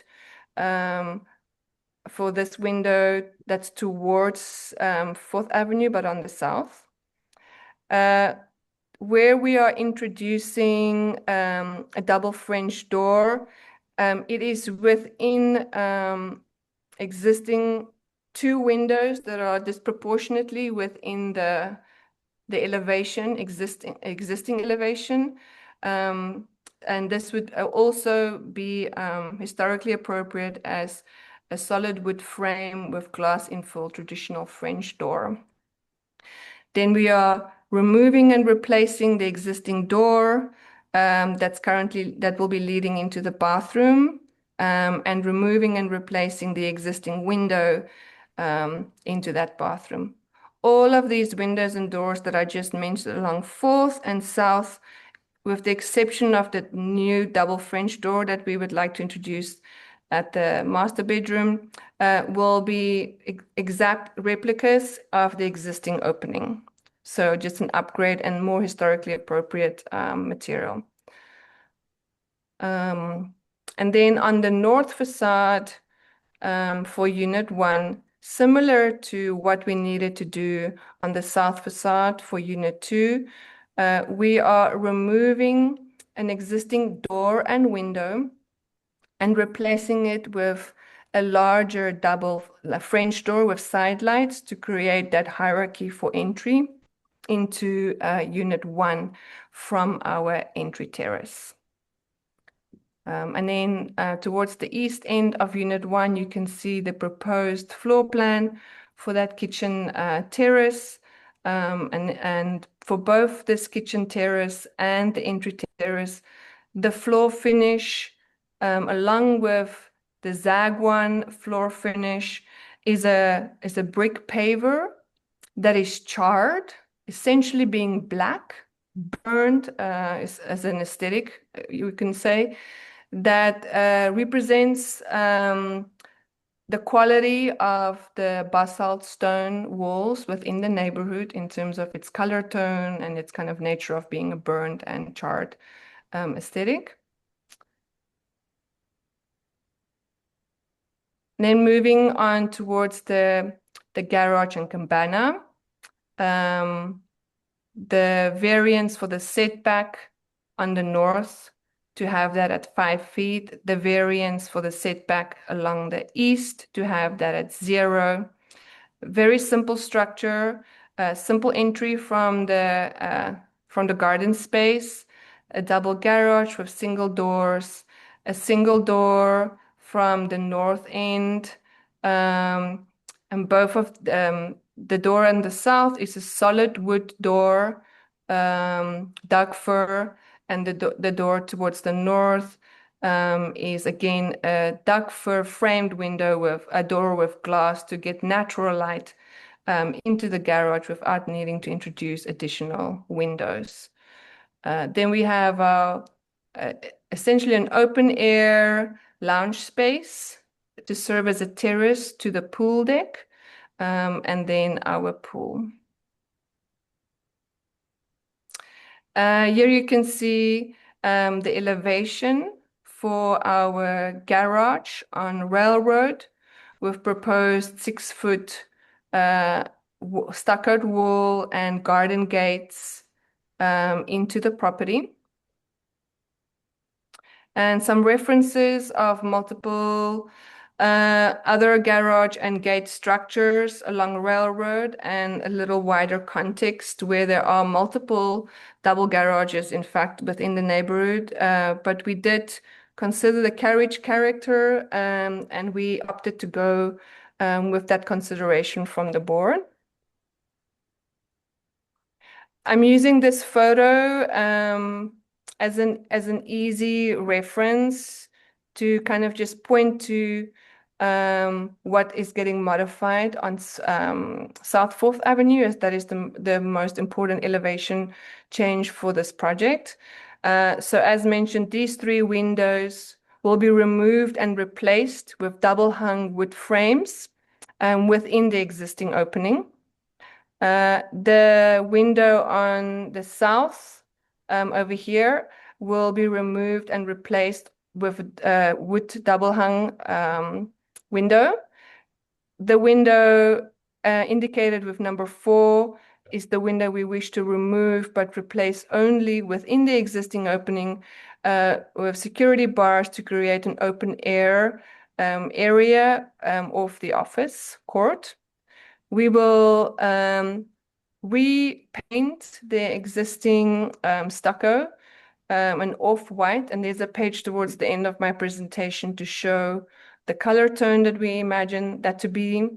We will be removing these steel planters so that the facade is simplified on 4th Avenue, and then we will be reconsidering the arrangement of the vegetation along 4th Avenue just to allow for better access onto sidewalk from when a car is in fact actually parked towards the north end and the south end of the front door. So there will be easier access through clearings in the landscape onto the sidewalk. And in this little, the entry portion, we will be removing this trellis structure above the front door. And we will be removing all of the wall and door that's currently in there and return the entry of 4th Avenue to its original proportion and size, with a new entry gate as a ZAG1 experience, which is original to what this property has always been historically. I'm just using this slide to indicate that proportional change that took place from the original, and we will be returning to this. So the size of the original opening that would be visible from 4th. Here you can see a direct comparison of existing versus proposed. Windows that match over here. We believe that the removal of this window to introduce the court to the office does not detract from the overall rhythm and proportion of the elevation. And in fact, with the tree land vegetation that's on 4th, these windows are not really visible. They are partially concealed by vegetation. And then you can see that we have here returned to the original proportion and size of that entry into the entry courtyard. As an example of what our intent is for maintaining an existing opening on 4th Avenue and introducing security bars to that opening that does meet code requirement, meaning of minimal design and within the opening itself. An elevation of the south, where you can see the window that we will be replacing to become the double French door for the bedroom. Matching, using existing opening, but new window upgrade for all 3 of this window, and this door. Then looking at Unit 2, so the northern building. This is the northern building's southern elevation, so the elevation within the courtyard. Where the top elevation shows the existing rhythm and character of the structure, and the bottom elevation shows the proposed rhythm and character, where you can see the only modification that we are making is removing one window and door and introducing a larger opening to create that hierarchy point between the north and south building, and then removing these 2 windows towards the east end of that building that detracts from the general rhythm of this elevation, and have it as a solid stucco wall that speaks more to the general massing of the structure.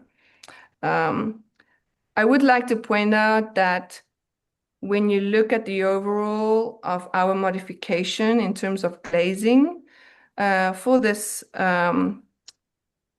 building, we are essentially asking for 45 square feet of extra glazing within this area. That, when you consider it as a whole on this elevation, is 3% alteration. So we feel that it is minor and meets an historic requirement, and it does not detract from the overall experience when you are within that courtyard. Similarly, for Unit 1, so the southern building, this is the north elevation, again facing towards that central courtyard.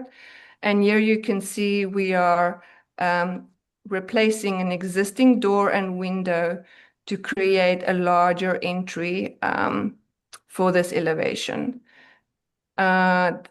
This elevation also shows that we are picking up on a higher datum point, which is 9 feet for the entry doors, which are connected to the existing height of some of these courtyard windows to create some of that hierarchy for the entry. On this elevation, the modification for this glazing on the entry is increasing our glazing square footage by 29 square feet, which is 2% on the entirety of the elevation. These are some reference images just of kind of the historic context and current conditions on site where there are these larger openings that kind of connect to interior court spaces. The kind of unproportional windows on that steel plate facade that we wish to remove to return the property to a more appropriate overall aesthetic.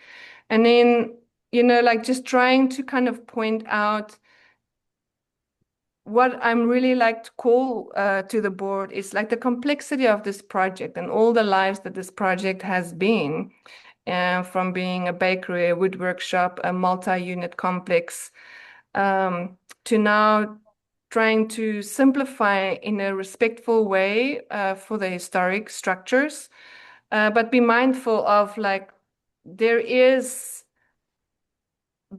are existing instances of like rhythms and proportions of windows and openings that have really been all over the place for this property. And we believe that our proposal has taken a lot of this into consideration and simplified it. A lot of these irregular openings are still present within like recesses within the building, or depressions within the exterior of the building, and we would be closing the irregular nature of them up if they removing those recesses interiorly to simplify and return the structure to something that was more historically appropriate. And then finally, just a kind of a summary page of the materials that we are proposing. So the duck fir, framed double hung windows and doors that we are introducing, and then solid duck fir gates into the property through the boundary walls, tonality of what the existing stucco walls will be repainted as, and new structure, meaning the cabana and terrace, would be stucco and painted.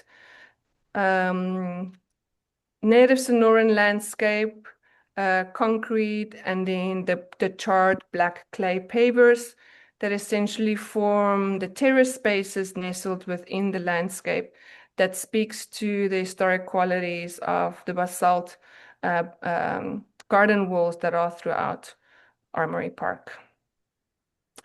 And that's it. Thank you. That's a lot. I know. I have a quick question. I'm looking at your elevation, and the elevation does not show the decorative brick cap. Is the decorative brick cap being maintained? It is, yeah. We are maintaining all of this detailing. So as you see it in the existing condition, it is just being painted. So it will be repainted to the new color tone, off-white color tone. Thank you. So I'll open it up to questions and comments. Boy, I think that we might want to tackle this in pieces just to help us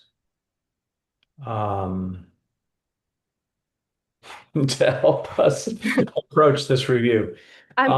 Can I, because I understand, having worked on this project now for almost 2 years, the complexity of it, and there is a lot to wrap one's head around.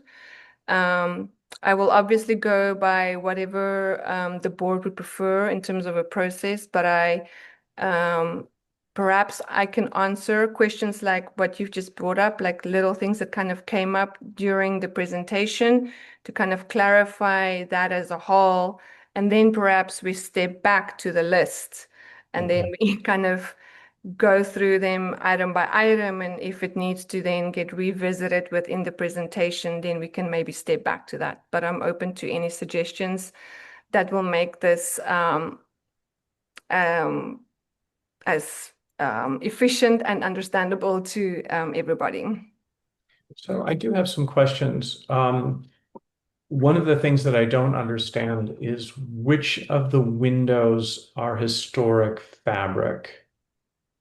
In other words, which ones do you think were um, from the historic period, be before World War II?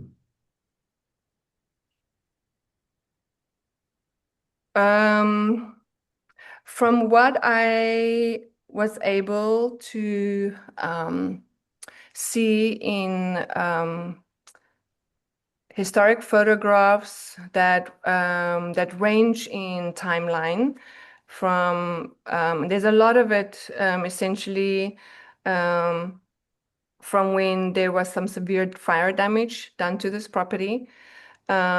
These kind of double hung windows in this kind of proportion that you see on Fourth Avenue and along the courtyard, the interior courtyards, those seem to be most consistent throughout the photographic documentation that is available. But I think the general nature of just kind of the lives that this building has lived in making it multi-units, the fire damage restoration of that, things like that. I think that there has been other openings that it's not always clear how much of those were permitted or not permitted. I do know that there was a request from the previous owner that the windows within the courtyard were to be replaced with double hung windows, and they were not replaced as such, but they are wood framed, and they did maintain the original proportions of those openings. Thank you. Yeah, our role is to determine what the historic fabric is, to make a determination as to retaining as much historic fabric as possible. Right. Mm-hmm. Within the rehabilitation of the property. Mm-hmm. I the personally, and I'll just because I'm speaking already, I'll make a comment. The removal of one of the windows to become an open space is a little bit challenging for me because all of the images that I see of the property, and I'm looking at the historic property form as well, show that there were those two windows. The indication from the brickwork is that there were additional openings that had been bricked in, but those windows, those were all windows in that. You're respecting an opening, but the question for the board will be, is an opening with grill work to an exterior space equivalent or appropriate in this situation? So that's looking at the front facade. The downspouts that are there, are you retaining the downspouts on either side or on the north side? We were hoping to introduce scuppers to instead of the downspouts to simplify the elevation, and it's consistent with what scuppers are throughout Armory Park. So that would be a simple a simplification on that elevation, but it's not something that we feel we would like to challenge. If there is strong opinions about maintaining the downspouts, we would probably replace them to match existing aesthetic, but replace them then because they haven't been kept like maintenance-wise in a well condition. Okay. So I'll open it up to board members for questions and comments, and I think that we'll on any of the features, but then we will probably concentrate on buildings 1 and 2, and then work our way back. Okay.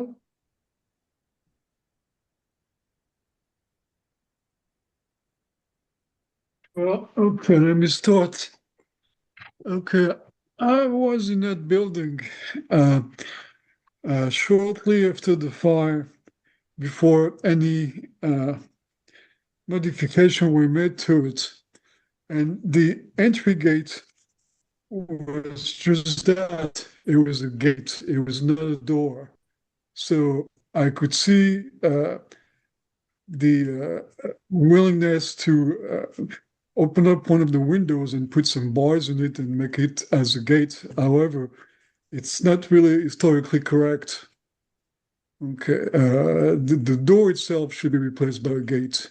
The window was a window. Okay, so I prove the fact that you want to bring the building somehow back to where it was originally. Okay, I am very sorry that the bricks are no longer available. Okay, I'm not sure that a light color for the Fourth Avenue exit on the stucco is really appropriate. Okay. Outside of that, I like your project. Okay. I'm sure there's going to be details we're going to want to go over it that, may need a little modification. But this is my input so far. Thank you, Maurice. Stan, you have your hand up. Yeah, I guess starting with the street elevation, the one window that you're taking out and you're using security bars in there, it appears that you're only providing and indicating vertical bars in there. Is that true? Is there any design to that pattern, or is it just vertical bars? Just vertical bars, yeah. And what are they? Are they square? Are they round, or what? They will be flat. So Flat. You mean like a quarter of an inch by an inch? like a quarter of an inch by an inch and a half. And are they which way are they turned? Are they turned so the depth is with the window? And the quarter inch will face forward. So it would be like this reference image essentially. Okay. In the courtyard, are all of those windows that you show in your elevations existing? All of these windows? Yes. Yes. Are they the proportion that you're showing them at? They're very narrow and tall. Is that correct? Yes, we did a full survey of all doors and windows to the property before we started the project. Okay, So that's fine. Then my question is, are those fixed windows then, or they're not operable? they are operable. You're not showing them as operable, you're showing them as fixed. I didn't indicate any operation on them because I'm not modifying any of them. I'm only indicating the operation of my new door. Well, wait, let me ask the question then. If they're operable, are they casement windows? Yes. Okay, that's a bit of a problem. As we go down, you don't give us really any elevations of that center concrete structure, or there's one elevation of the concrete structure in the kitchen. I understand them, but your argument for using concrete, I think, unfortunately, is weak. I mean, there may have been concrete that was used in the 20th century and from 1920 to 1950 or whatever you said the dates were. I don't disagree with that, but we don't see it very often, or I don't know that I've seen it at all in the Armory Park area. You compared it with Taliesin West. Well, yeah, Taliesin West is not the Armory Park area, and I think we need to be a little bit more sensitive about what happens in the Armory Park area, not outside of the immediate area. That's number one regarding the concrete. Number two, you don't tell me how they're formed. Are they formed with steel? Or are they formed with wood to give a wood texture? Or are they formed with plywood so that they show the plywood texture? They are, what are they sorry. looking like? They are smooth. So we're not trying to impress a wood texture on them. So they will be a typical off-shutter concrete. And like I said, they are completely detached from the historic building, to respect the historic Yeah, building. I have no problem with the detachment. I think that, fine, they work great. I mean, I understand the concept, but I think the use of concrete is something that's questionable, and I think that the board needs to take a look at that in terms of how concrete was used in the Armory Park area, uh, you know, and not related to anything outside of the Armory Park area. So I think we need to be careful about how we uh, justify a use of a material that may not have been used that much in the Armory Park, if at all, in an exposed nature like you've got it shown right now. Well, neither of these two structures, the entry courtyard or the kitchen terrace, is visible from the neighborhood from Fourth Avenue. I understand that, and I think that that is something that may help the argument, but understand your original argument was that it was a material that was used extensively in a number of areas between that period of time. I don't doubt that, but I don't think you can argue that it was used in the Armory Park area like you're using it here. Right. I mean, Um, like I would like to just speak to that just very briefly. This comment about the concrete came up in my courtesy review as well, and I do believe that we've been respectful in how we've introduced it.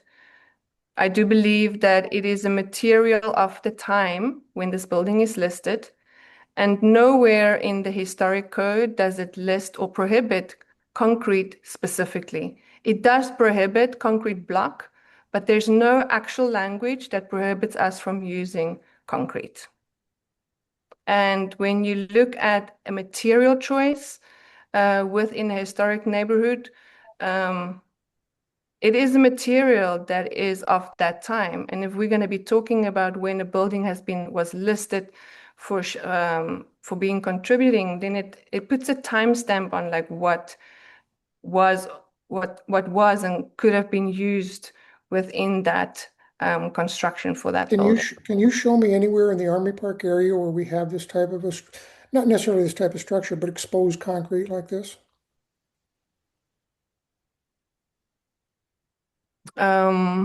No, probably not. Okay, I think I'm not saying no to it.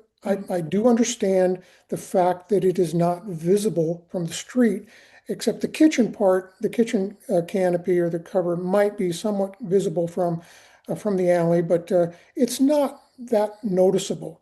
But I do want to bring that up because it was stated in the original comments.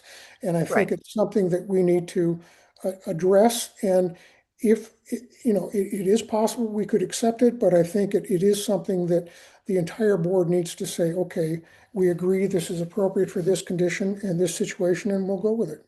So Okay. the other thing that I have regarding the use of the doors, and again, I don't know, it's apparent that the door on the south side where the bathroom, I believe the bathroom is, that's a single light wood door. Is correct?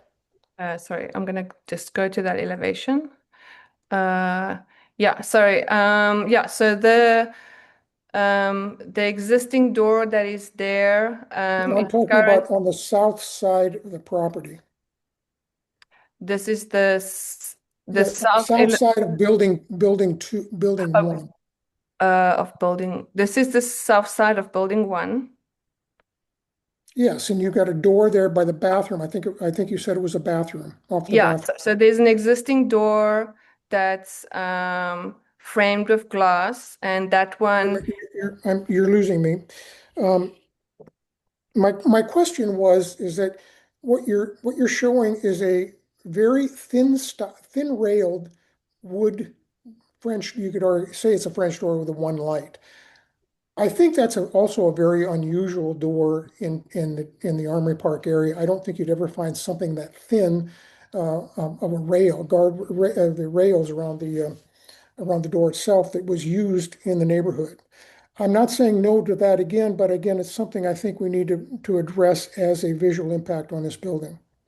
Are you Because talking about this you're door? using that, I'm assuming you're using that in the main entrance to both building 1 and building 2 also, correct?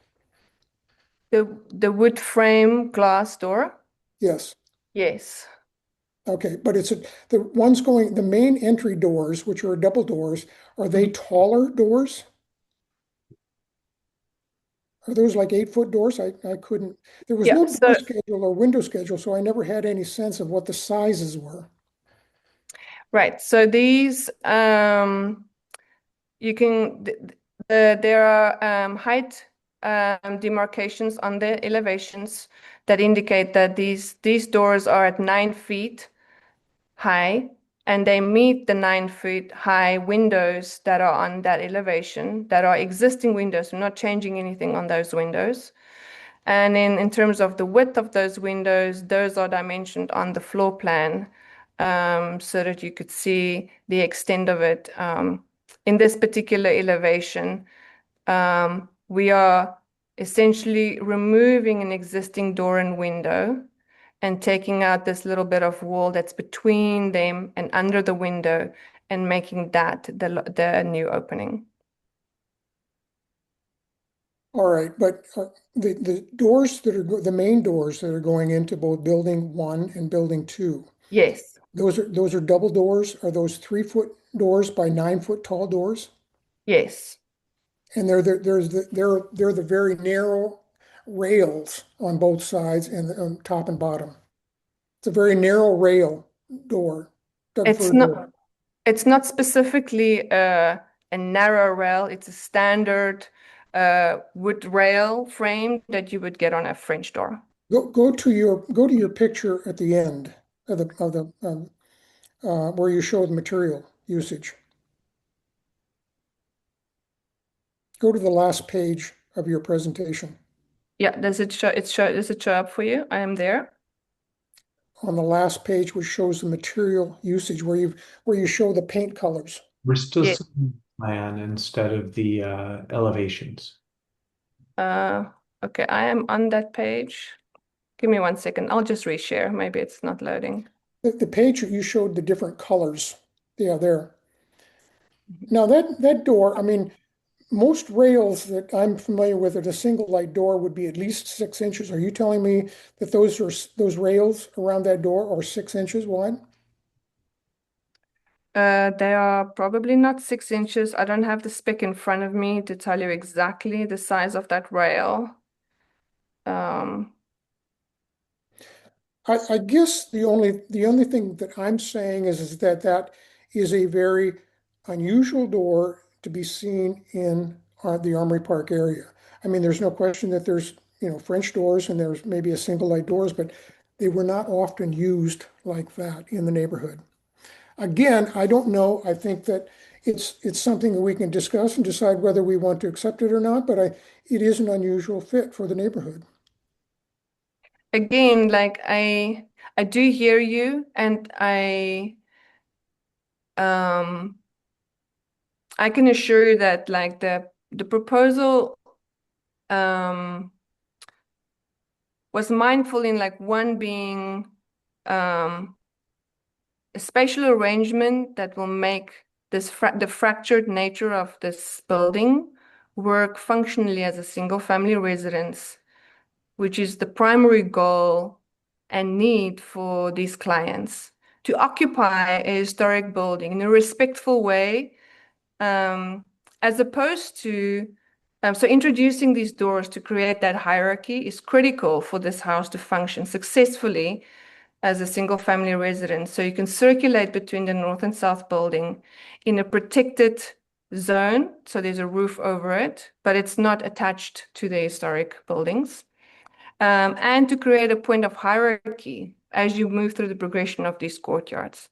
This proposal is definitely much more respectful to the historic character of the existing facade, the sequencing of the courtyards, the arrival experience moving through the various courtyards.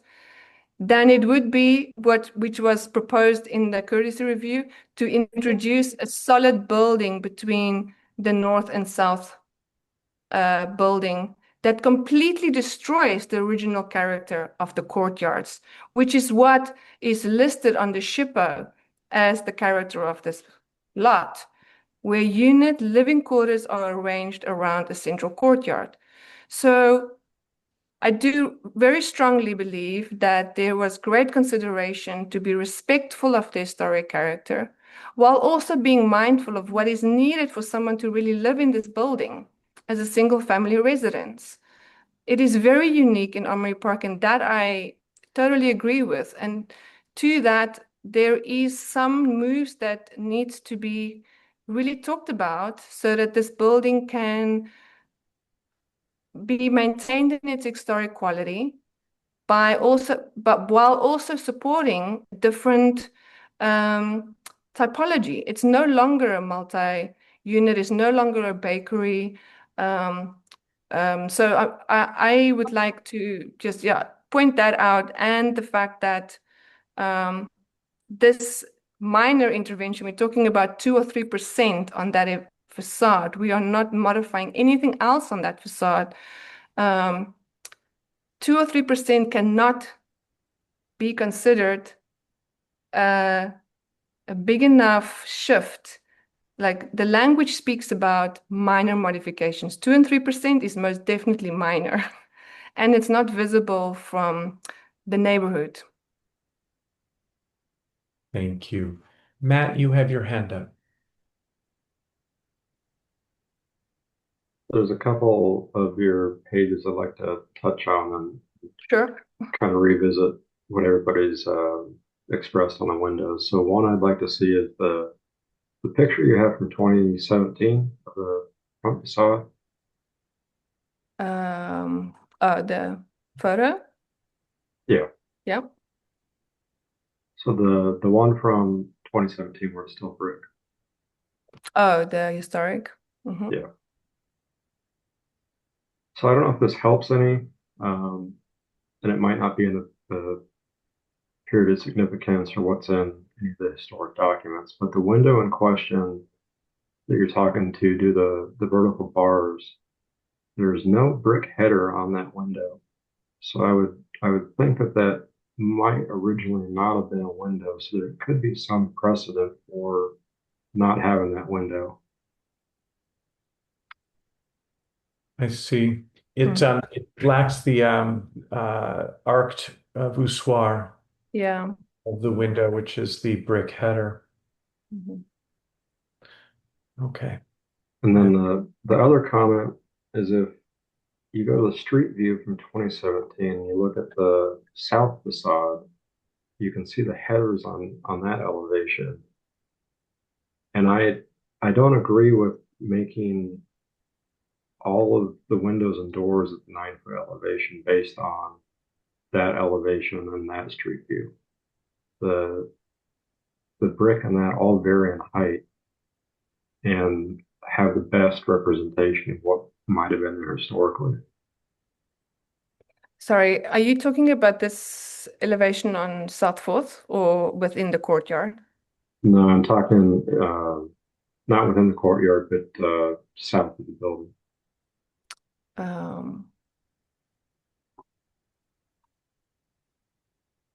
So it's where you're having a new set of French doors, I believe, and it's flanked by. So this is the south elevation of Unit 1, or are you talking about this south elevation of Unit 2 within the courtyard? We have to be very specific about which building because there's multiple south elevations. Okay, yeah, never mind on that comment. Okay. Elevations. Okay.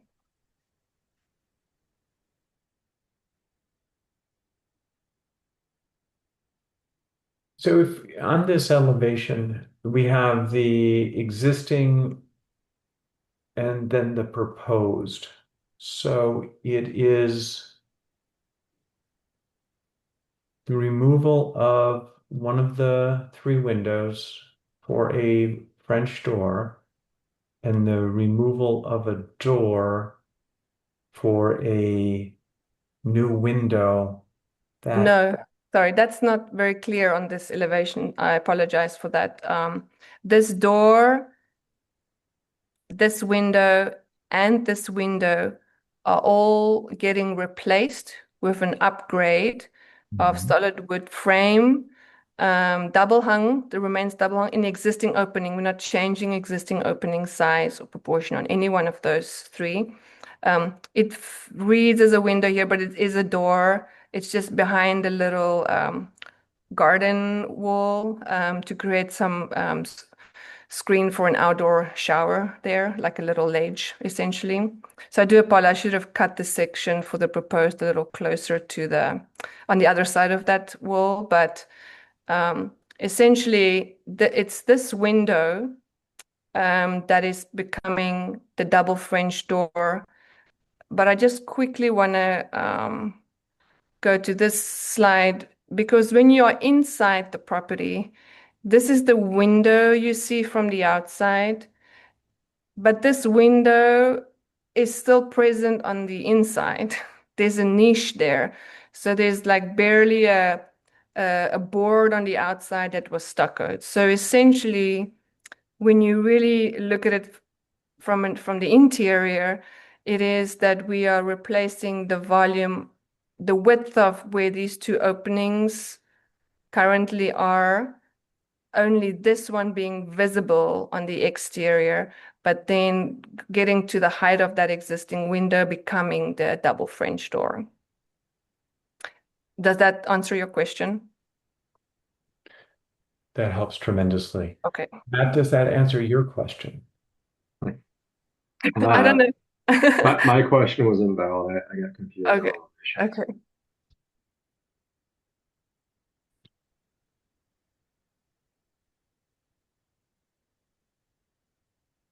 John Burr.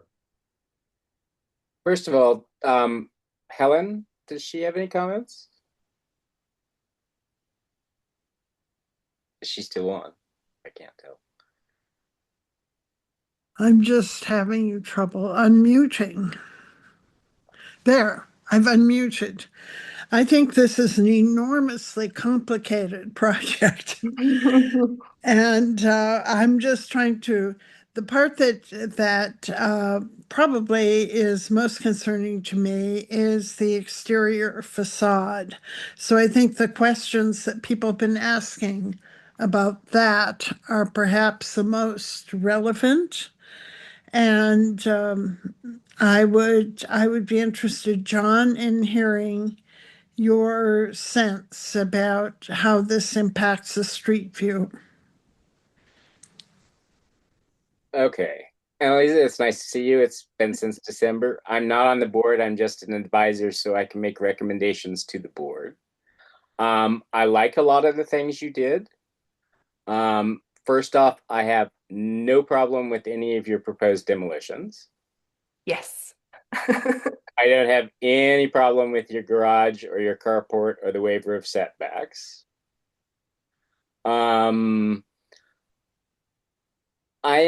My feeling about the concrete structure is mixed.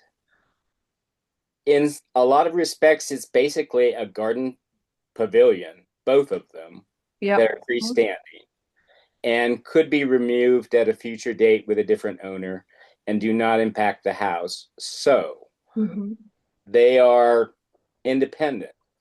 The nature of concrete, you're very correct. The code says CMU must be stuccoed. Concrete does not need to be painted or stuccoed.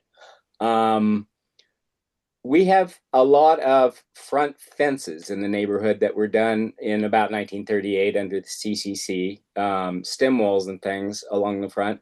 And a lot of those are actually exposed concrete. Some of them are not. And our general board discussion has always been that if they're exposed concrete, they should remain exposed concrete.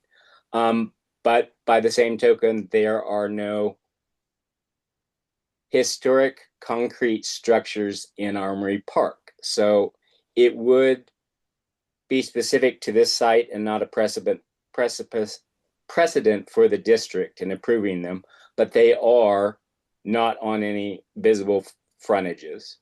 I do have a little question on the south elevation where it's 2 feet away from the 6-foot wall, facing the neighbor's yard. And wondered if that might be better served if it were a solid wall that was stuccoed to match the wall, leaving 3 sides of that new structure open. Just a thought. The biggest issues for me, I think, are one, the removal of a window on 4th Avenue. The understanding of the opening into the first court and the French doors on a visible facade.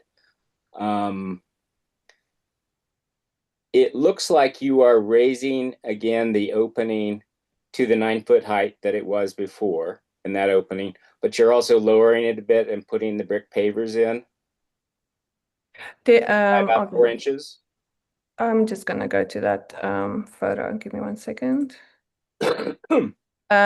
So we are returning it to the original proportion of this opening. Right. And then the new window to the right is going away and you're putting in a mailbox. Yes. And then the whole wall that we see a door in now is going away and is a single panel of wood with one doorknob that is a single door. Yes, essentially a gate through the Zagwan into the courtyards. Is that natural wood? It's natural wood and it's Doug fir. Okay. And then there'll be brick pavers inside that little inset off the street. Yes, so we are but it's lowered a bit. We are taking away this infill of concrete and replacing it with the brick paver. Okay.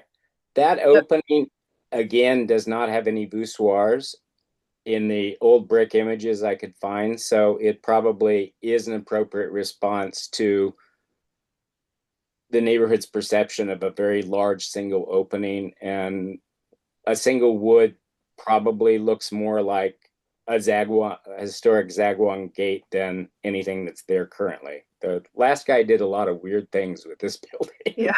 Including all the window replacements that the proportions did change a little bit. Yeah. Fine with the windows to the north. Again, these ones? Yeah. And the one on the right, I was wondering if a compromise might be met on the opening, if you would fabricate in metal a 1-inch band that would look more like a window frame inset and put in a crossbar that would visually meet the style line in your bars. That would at least keep the rhythm within the proportions and the openings going. That might be a compromise. I did look at your interior model, and you've already done an awful lot, and I understand why you want French doors, because they are perfectly aligned with your new master headboard. But they are not actually in the window opening that's there or previous window openings. It's a new opening, and you're going to be taking out some historic brick, although now that is stuccoed, the original material I'm not so sure about. So we are at the position of the French door for that bedroom is replacing that one window we just talked about that's visible on that south. Yeah, but from the plans on the interior model, it looks like it is actually shifted west about 8 inches and will be largely a new opening, and then you're going to have to entirely brick around the doors or masonry around the new doors and then re-stucco. So it's not using an existing window opening to enlarge one direction. It's a new opening. Yeah, it's a new opening, but making use of where there is currently the two odd windows in the same area. Yeah. Yeah. Mm-hmm. So that's something for the board to consider. Usually, there have been cases where the board has approved French doors on the side in a former window opening, where it doesn't impact the streetscape all that much. And behind a 6-foot wall, it probably doesn't, although it will be a larger opening that's visible from the street. On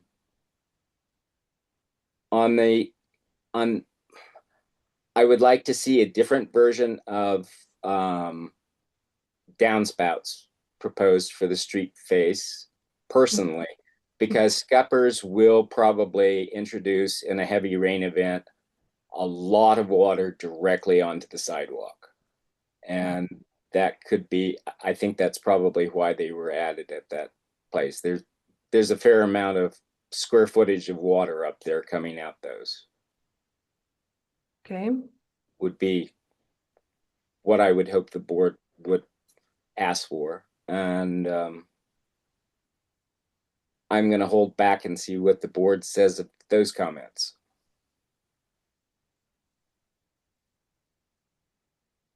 Thank you, John. So, questions and comments? I think we can. Sorry, it takes me a long time to unmute here. I like the idea of preserving the streetscape rhythm in the way that John was suggesting, because I think that's one of the really characteristic features here. And I think that would be a very good compromise to maintain that. Yeah, I do agree with Helen. The Fourth Avenue facade is the only thing that's left of that original building. So we should really try to keep it as original as possible. So I do have a question about the gate.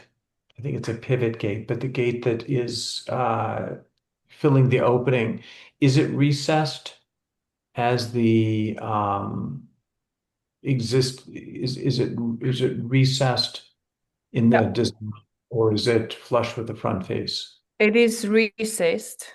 Okay. And it was deliberate for a few reasons. One is to create the true Zagwan experience of it being a gate, so it being within that threshold, and it being more recessed within the shadow speaks to historic context of that being a deeper shadow when it used to be a trellis gate. So as not to introduce a solid material on the facade, flush at the facade. And I hear what Maury was saying about the gate and the historic presence of that gate, and there was a visual connection into those courtyards. But I don't believe that that is an appropriate solution anymore. That visual connection into courtyard was when the courtyard was a more public space, when there was multiple units. And this courtyard would be now a private courtyard. So creating a visual barrier is more suited, especially how the clients would be circulating between the structures as a single family residence. Thank you. I just wanted to make sure that we would have that shadow. So thank you. Okay. And that recess preserved, and I appreciate you answering the question. Do we wish to continue to the east structures, or what would the board like to do? I do have one quickie comment.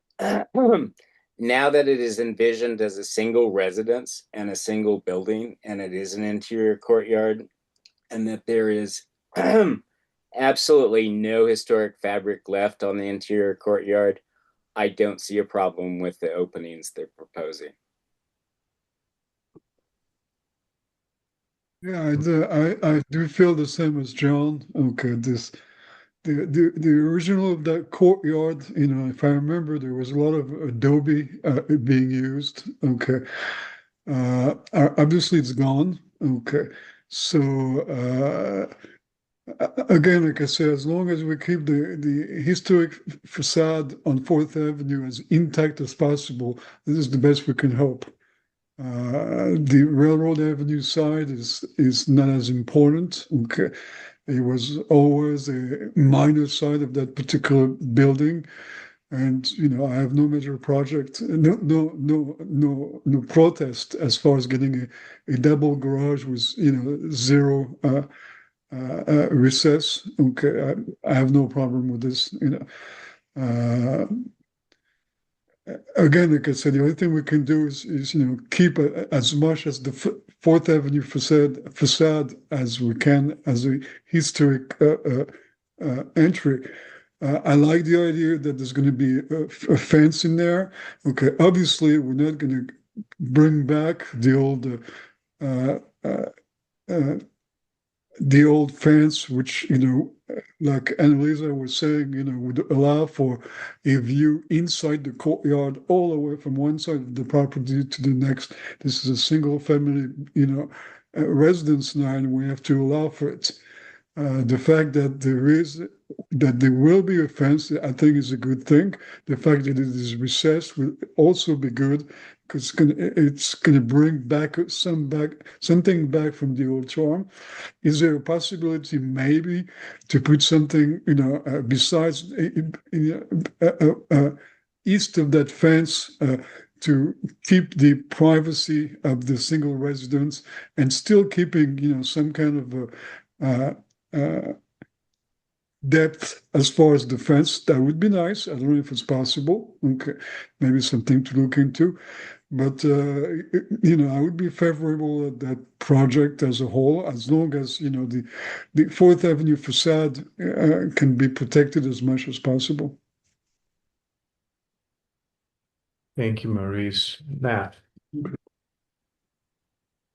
I'll follow up on some of John's comments about the front scuppers. I agree that they should be probably piped under the sidewalk and out. But with that and your modifications to the front concrete, if there is any historic stamps, they need to be preserved. Existing scoring should be maintained with any new work. And then going back to the east of the site, talking about water and the landscaping, especially with removing the cisterns, just be mindful of drainage patterns and how much water now is going off the site. Mm-hmm. Yeah, we're doing an extensive look into the general stormwater management on the site, making use of grading grading in a suitable way to create catch basins to support a native Sonoran landscape and to reduce any runoff beyond the property, but it will all be in a passive water management as opposed to systems. Okay, great. So I have a question. I do not see elevations of the proposed garage structure. I see that you have them as the axonometric drawing, but I don't see a specific elevation. Do you have elevations of those structures? Or if that's I can show you on my permit set.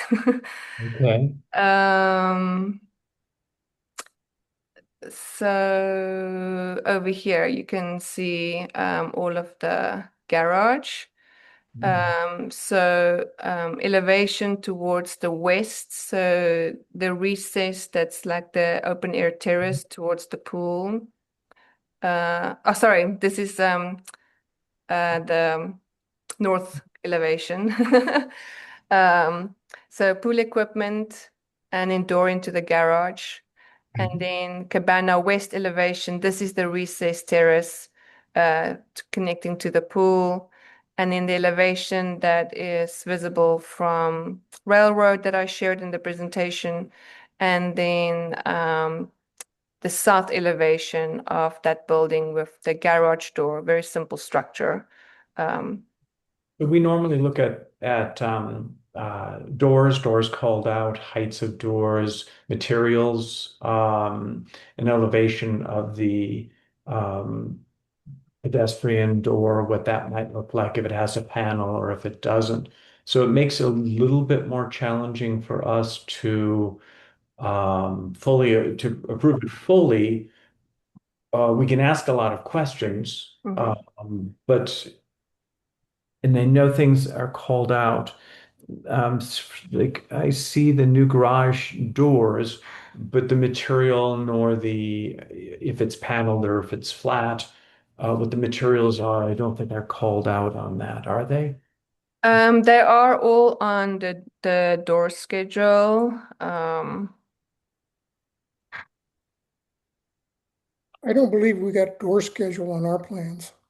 No, so this is the thing that's tricky with this meeting for me because the project is very complex, but I needed to reduce the presentation. So there is, as you can see, there is a great deal of detail already submitted to the city as the permit drawing set. And then I somehow needed to extract the most critical information to get my presentation to a 30-page limit.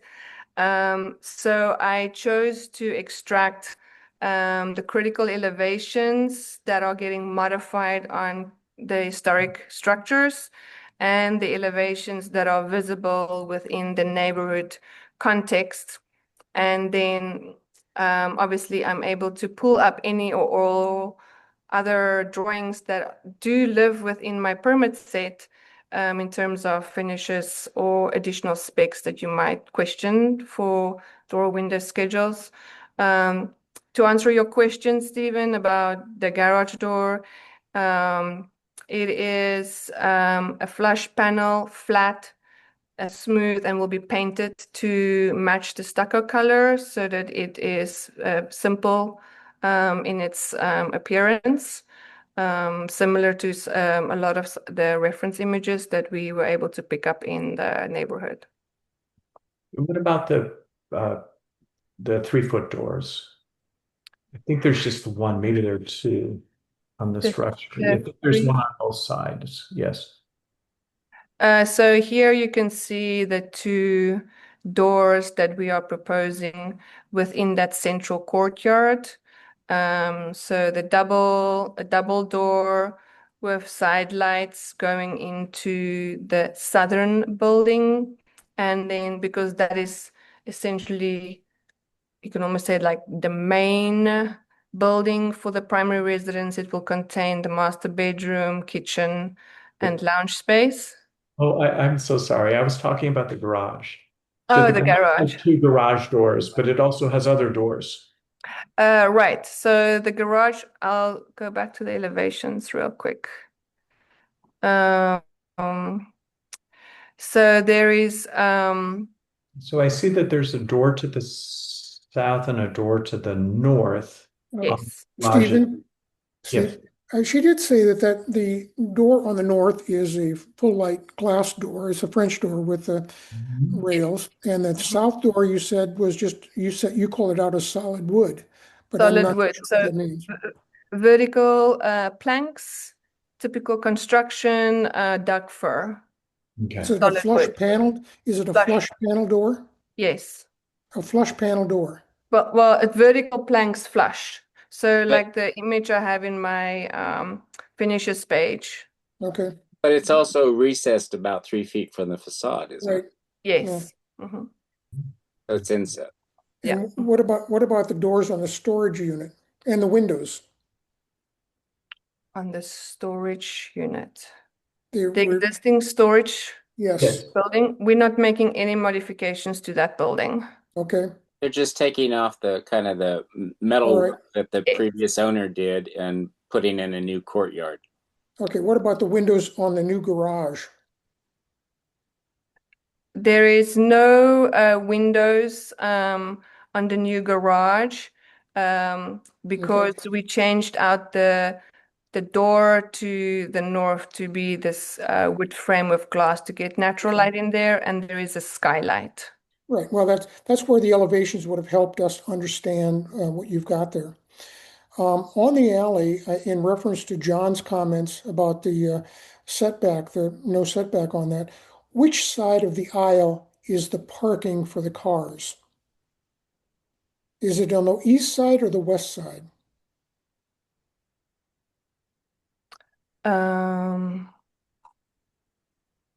not sure I understand your Well, question. in an alley like you're bordering, you can park your cars in the alley, but they only park on one side. They don't park on both sides. I think they park on the east. At They least park. that's true for Herbert. Okay, that's a problem then, because if they park on the east, that doesn't give you much of a turning radius to get into the garage. Is if there's cars parked directly across from your garage door opening, if cars are parked on the east side of that alley, and I don't know if they can because it depends on what's there. I never checked that, but based on a turning radius, you would not. I don't know if you'd have enough room to drive into the parking garage, your garage, if there's parking on the east side of the alley. You understand what I'm saying, Stephen? I hear what you're saying. I'm trying to quickly get onto. I don't see any cars parked in the aerial images. Yeah, but I also am not seeing any. I do. Well, I guess the question is, you just go back there and see. Maybe it's not used that much. If it's not used that much, you may not have a problem. But I mean, I have driven up and down that alley so many times for this project, and I don't know if I've ever encountered a car in there actually parked. Well, they do park in the alleys. There's multiple there's quite a few garages or carriage out, whatever you want to call them, on South Railroad, and quite a few gates. So it does feel like maybe a lot of people pull into lots or actually park on Fourth if it's a lot similar to mine that stretches the block. I think the only thing I don't have a problem with the And garage. they're actually they're parked on the west side, not on the east side along Railroad Avenue. I'm checking the aerials now, and all the parking is on the west side. Yeah, that's what I was going to say. I used to have a property on Railroad Avenue by 13th Street, and parking was on the west side. Yeah, but I can tell you the parking on Arizona Street is on the east side. Yeah, I'm looking at the aerial, and there are quite a few cars parked along Railroad, and they're all parked. There's not a park. There's probably 10, 15 in the aerial. I mean, I can keep going. Well, if they're on the west side, then Like it's it west shouldn't side. be a problem. It shouldn't be a problem then. Yep. Considering I'm- the dollar value and the drawings of the cars, they're all miniature SUVs. They'll probably make it. I'm going to throw a curve, but even on Arizona Avenue, where I do have some properties, and people park on the east side, guess what? There's no parking. Okay, and the parking is not allowed. Okay, and one day, a city is going to do something about it, but meanwhile, this is, like I said, it's not supposed to happen. You're not supposed to park, period. Yeah, I'm looking at it, and there's parking on the west side. So Stan, and that question's answered. We have gone quite a long time, and I'm hoping that maybe somebody has a motion because we have another item after this. So is there a motion that we can make? Well, can we leave with the continuance, or Annalisa needs a yes or no as we speak? Please go ahead. It would be our preference because of the sensitivity of time frame, since we're already on site and there's been some delay to even get to this point. That as I mentioned at the beginning of my presentation, I understand that there's other people on the agenda and it is getting very late. But I would respectfully request a vote, an itemized vote, so that there is a clear direction for us in terms of historic expectation that we can take as a formal response from the historic board, so that we can move on to the Tucson Pima County Historics Commission Board for further comment and review to get the project moving forward in a more timely manner. Thank you.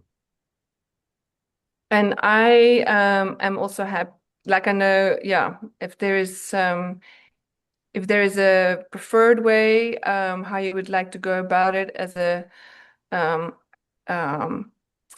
how you want to vote it. I just thought that kind of going through it item by item is easiest for approve or proof of comment or deny. And I have a pretty straightforward outline of what those items are, or if there is another way, I'm happy to accommodate. So if we could go through, I think you have your project description, which probably would be a good basis for approach for item by item.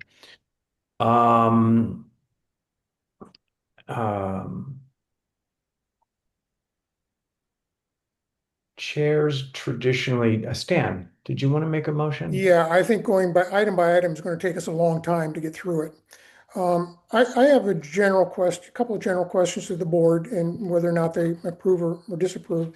And I think we can make it simple and get this thing over with as quickly as possible.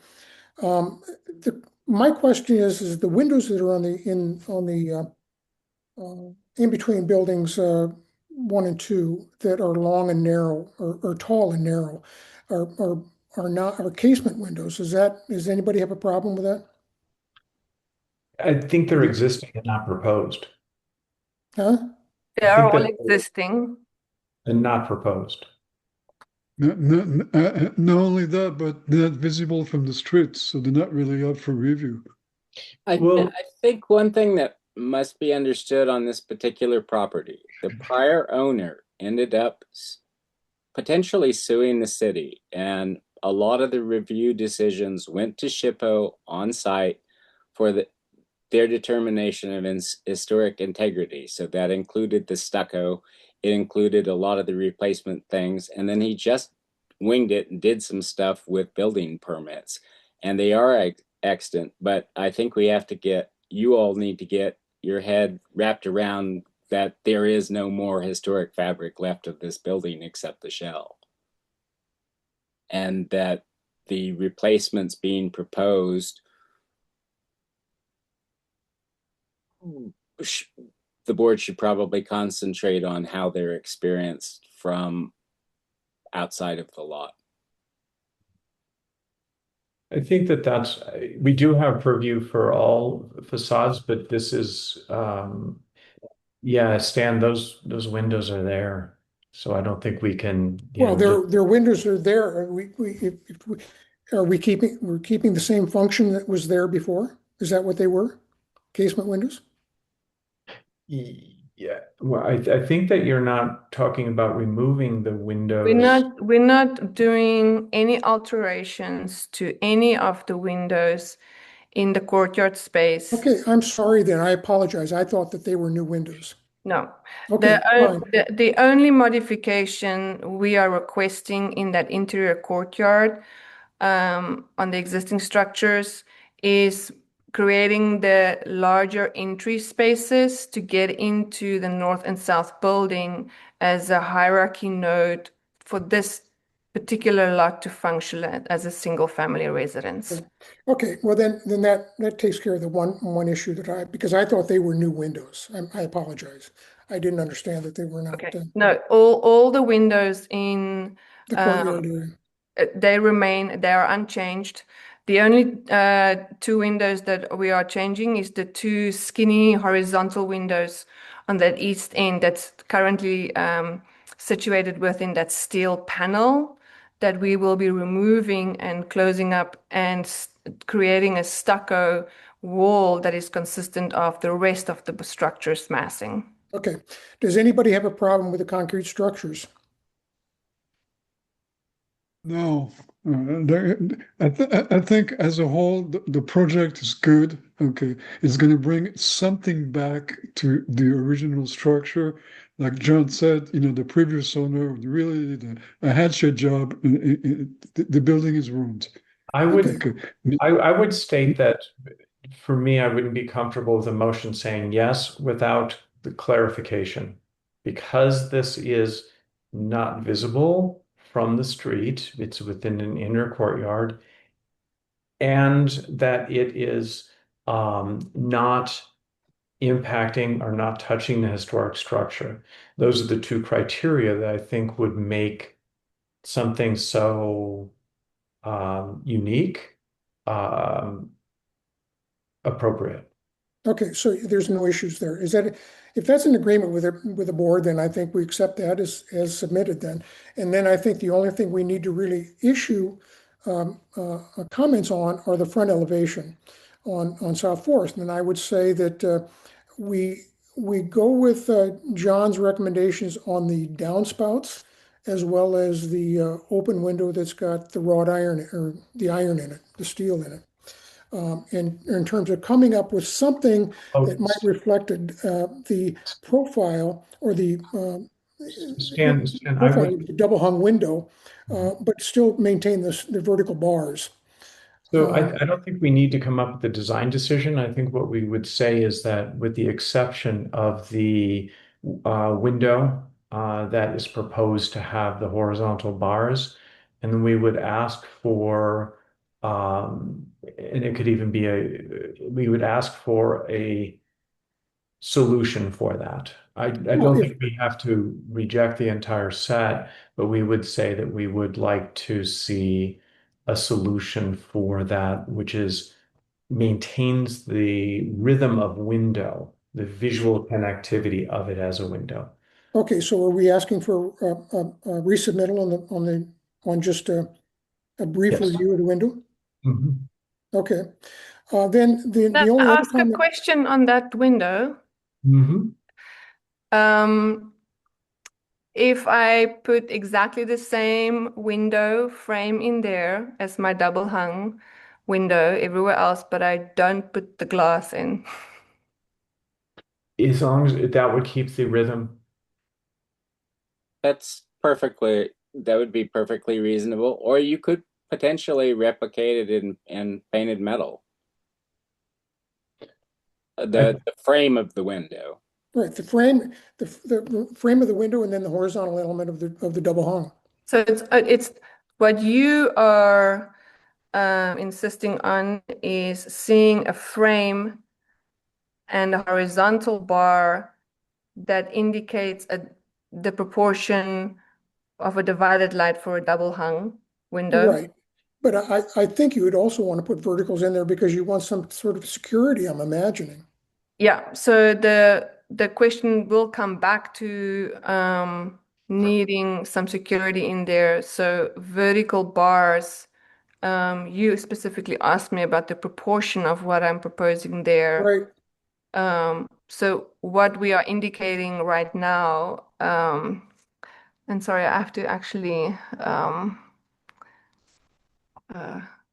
remind myself the exact proportions. 5, 7. Oops. I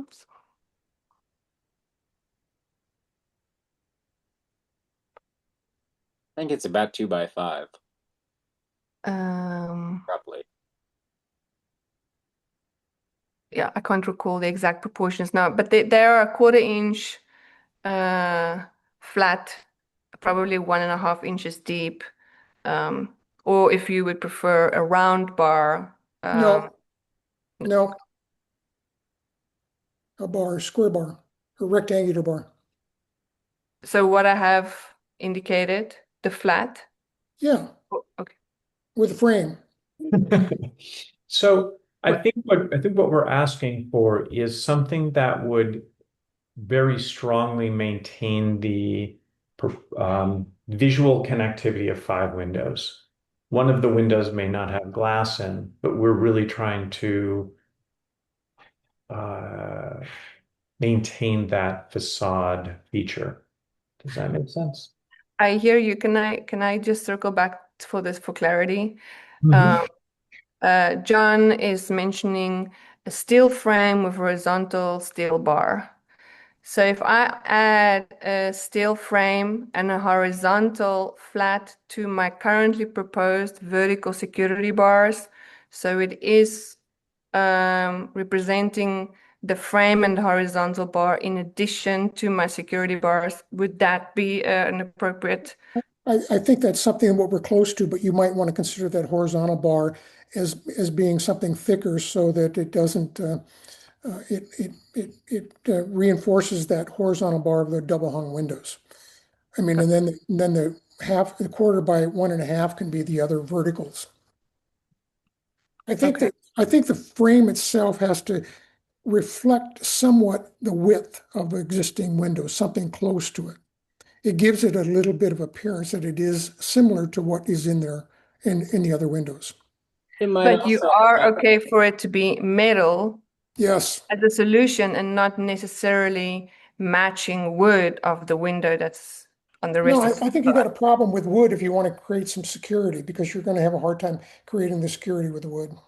it's the visual rhythm of the window and its framing that I was hoping for, but how you design it is up to you, and you're a very good designer.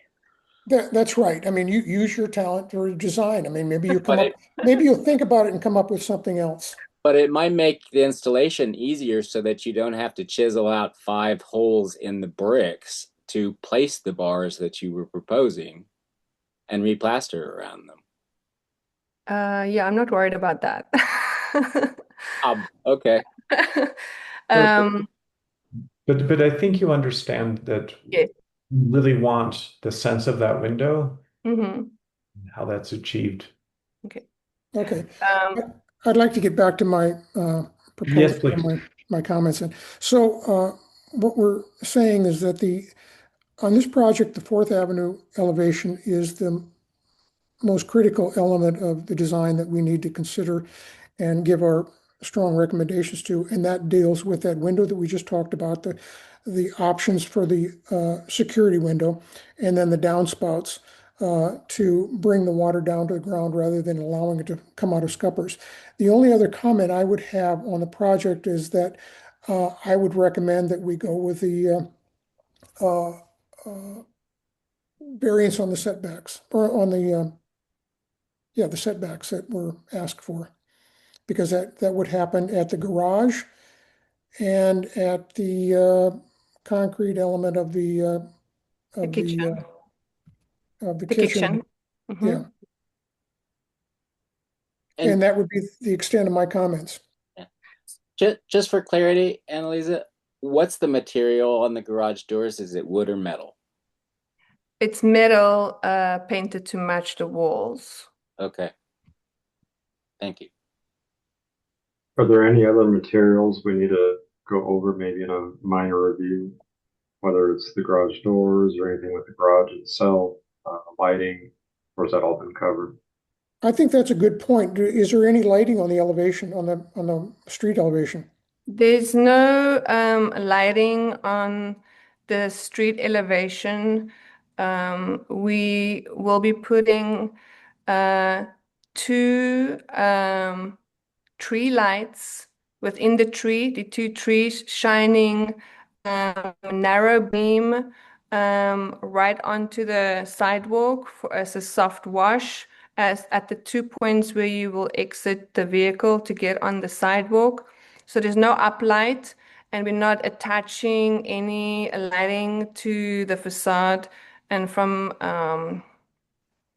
looking at historic images, there wasn't any attached lighting. And then there is a recessed light fixture in the Zagwan moment for just a functional light right by the gate. So But you you're will not see it as a light source, as a fixture. Is there so you're lighting on taking the off the two metal lamps that are down lamps that the previous owner put on? Sorry, can you say again? You were breaking up. You can see it in the picture with the trees if you really look. There are two kind of curved metal hooded lamps that aim down on either side. Yeah, these. Are you removing those? We are removing them. Okay. And then, Matt, just to speak to your question a little bit more general in terms of lighting on the property itself. For a site, we are dealing with lighting within the landscaping, and then the concrete structures themselves will have recessed fixtures in the soffits. Okay, thank you. Is there lighting on the facade of the garage? Yes. Let me go.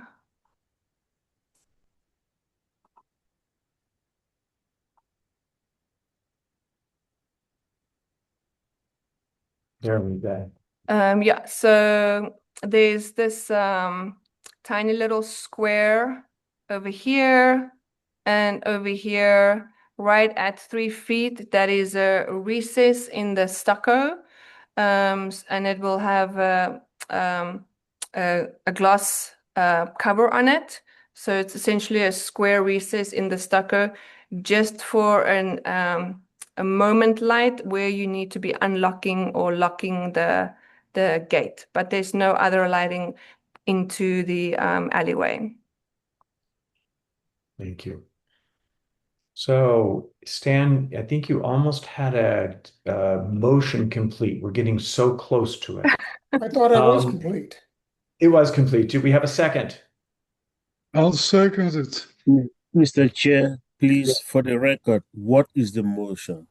You have just been discussing what is the motion. The motion is to provide downspouts on the Fourth Avenue elevation as per the existing conditions, and to provide a modified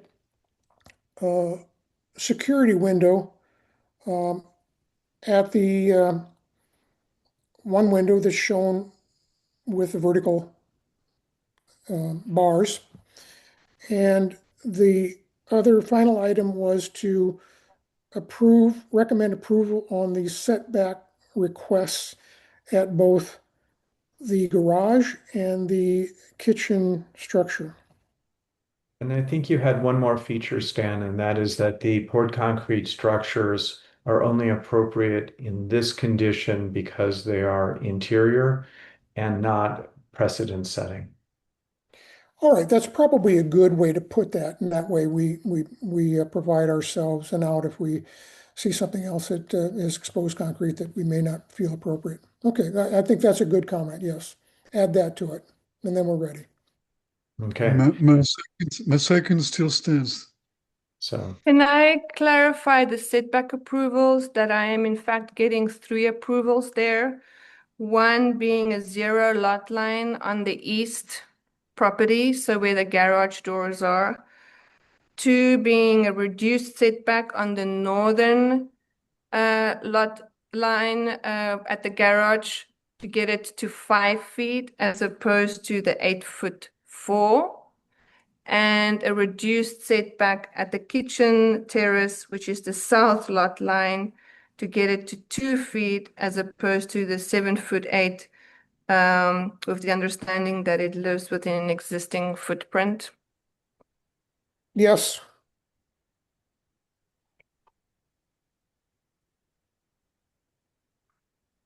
So, any more questions or comments? So let me call the vote.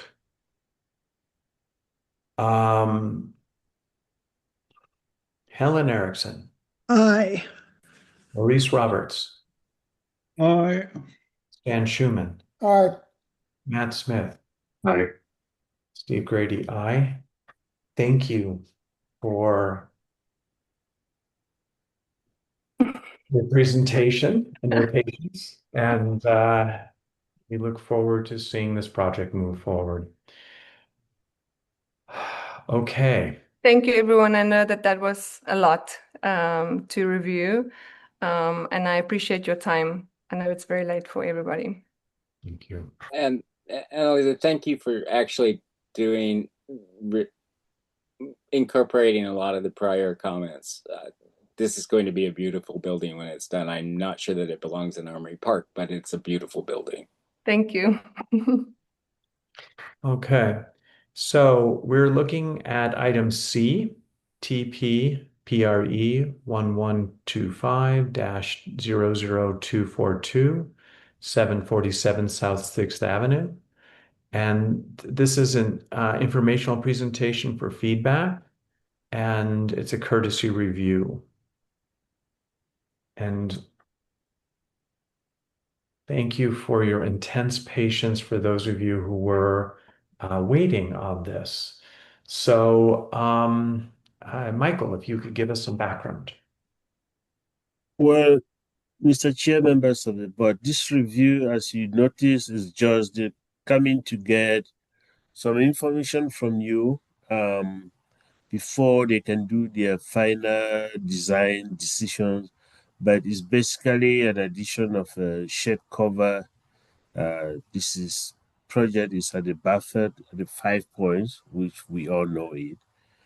They're just doing an outdoor shed cover for some barbecue, outdoor seating, and they're proposing some materials. And based on the plans that are submitted to you, you will see the concept that they are proposing, and they're here to get your take on it, whatever you think that they need to do different. They will eventually come back to you, just like all other courtesy review. As of today, you are not taking any action. You're just providing general information on what you think the design should be like. If it is okay as they propose, then that's good to go. That's what they are here for. And then after that, when they're ready and submit, they will come back to you, like this project that just finished. That will end my presentation today. I can hand it over to the applicant, or if there's any specific question for staff, I can answer it before I turn it over to the applicant.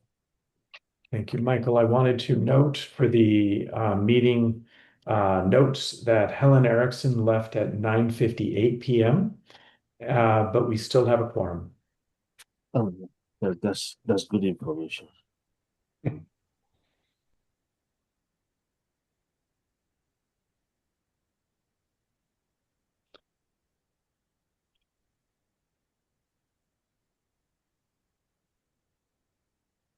Okay. Oh, Ray, just give me a minute. Are you going to be the one to present, right? Send it to the DISA architecture screen, please. Okay. And then while you're setting that up, a quick question. Will the recording be made available? I did not make any of my staff stay this late. So I am on my note for both presenting and note taking. So if the recording will be made available, that will be great help to myself, to my team. This is a public meeting. All the recording and the transcripts and everything is made available to the general public. So all right, it will be available. And we also have the people from our IT department. They do post the YouTube of these meetings. All right. Thank you. You're welcome. You can share your screen now. All right. Let's see. There's share. And I'm sorry for the long meeting. I didn't think it was going to be this long. But I didn't realize it was going to be this long either, but I appreciate you guys also being patient and sticking with us here. and glad to be here. And thank you for your time today. So, as Michael Taku pointed out, this is a preliminary review. We are early on in the conceptual stages. I would say probably mostly complete with schematic design. And before moving onward, wanted to, one, make sure that we were on the right track with what the historic preservation and the neighborhood would find acceptable, and also make sure that we were obviously appropriately moving forward with our entitlements reviews, which, Michael, I will see you again in the morning for that. Yes. So, my plan here is just to quickly present the concept of the. Oh, I'm getting some feedback. Quickly present the concept of the overall design, generally what we're thinking for materials, and then get your feedback on what you guys would like to see moving forward. So that way, the next time we bring it before you, hopefully it'll be a nice and easy shoe-in. So,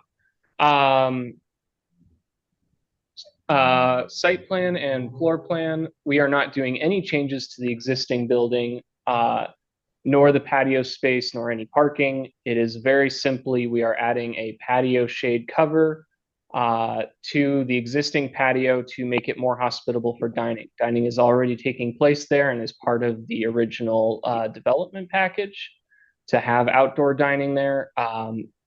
It's just, especially in the summer months, not extremely comfortable as the sun kind of comes blasting over, our harsh sun angles. So the client is hoping to put in some sort of cover. So the structure is going to be a very simple structure. As you can see, it's just taking place in this portion of the patio.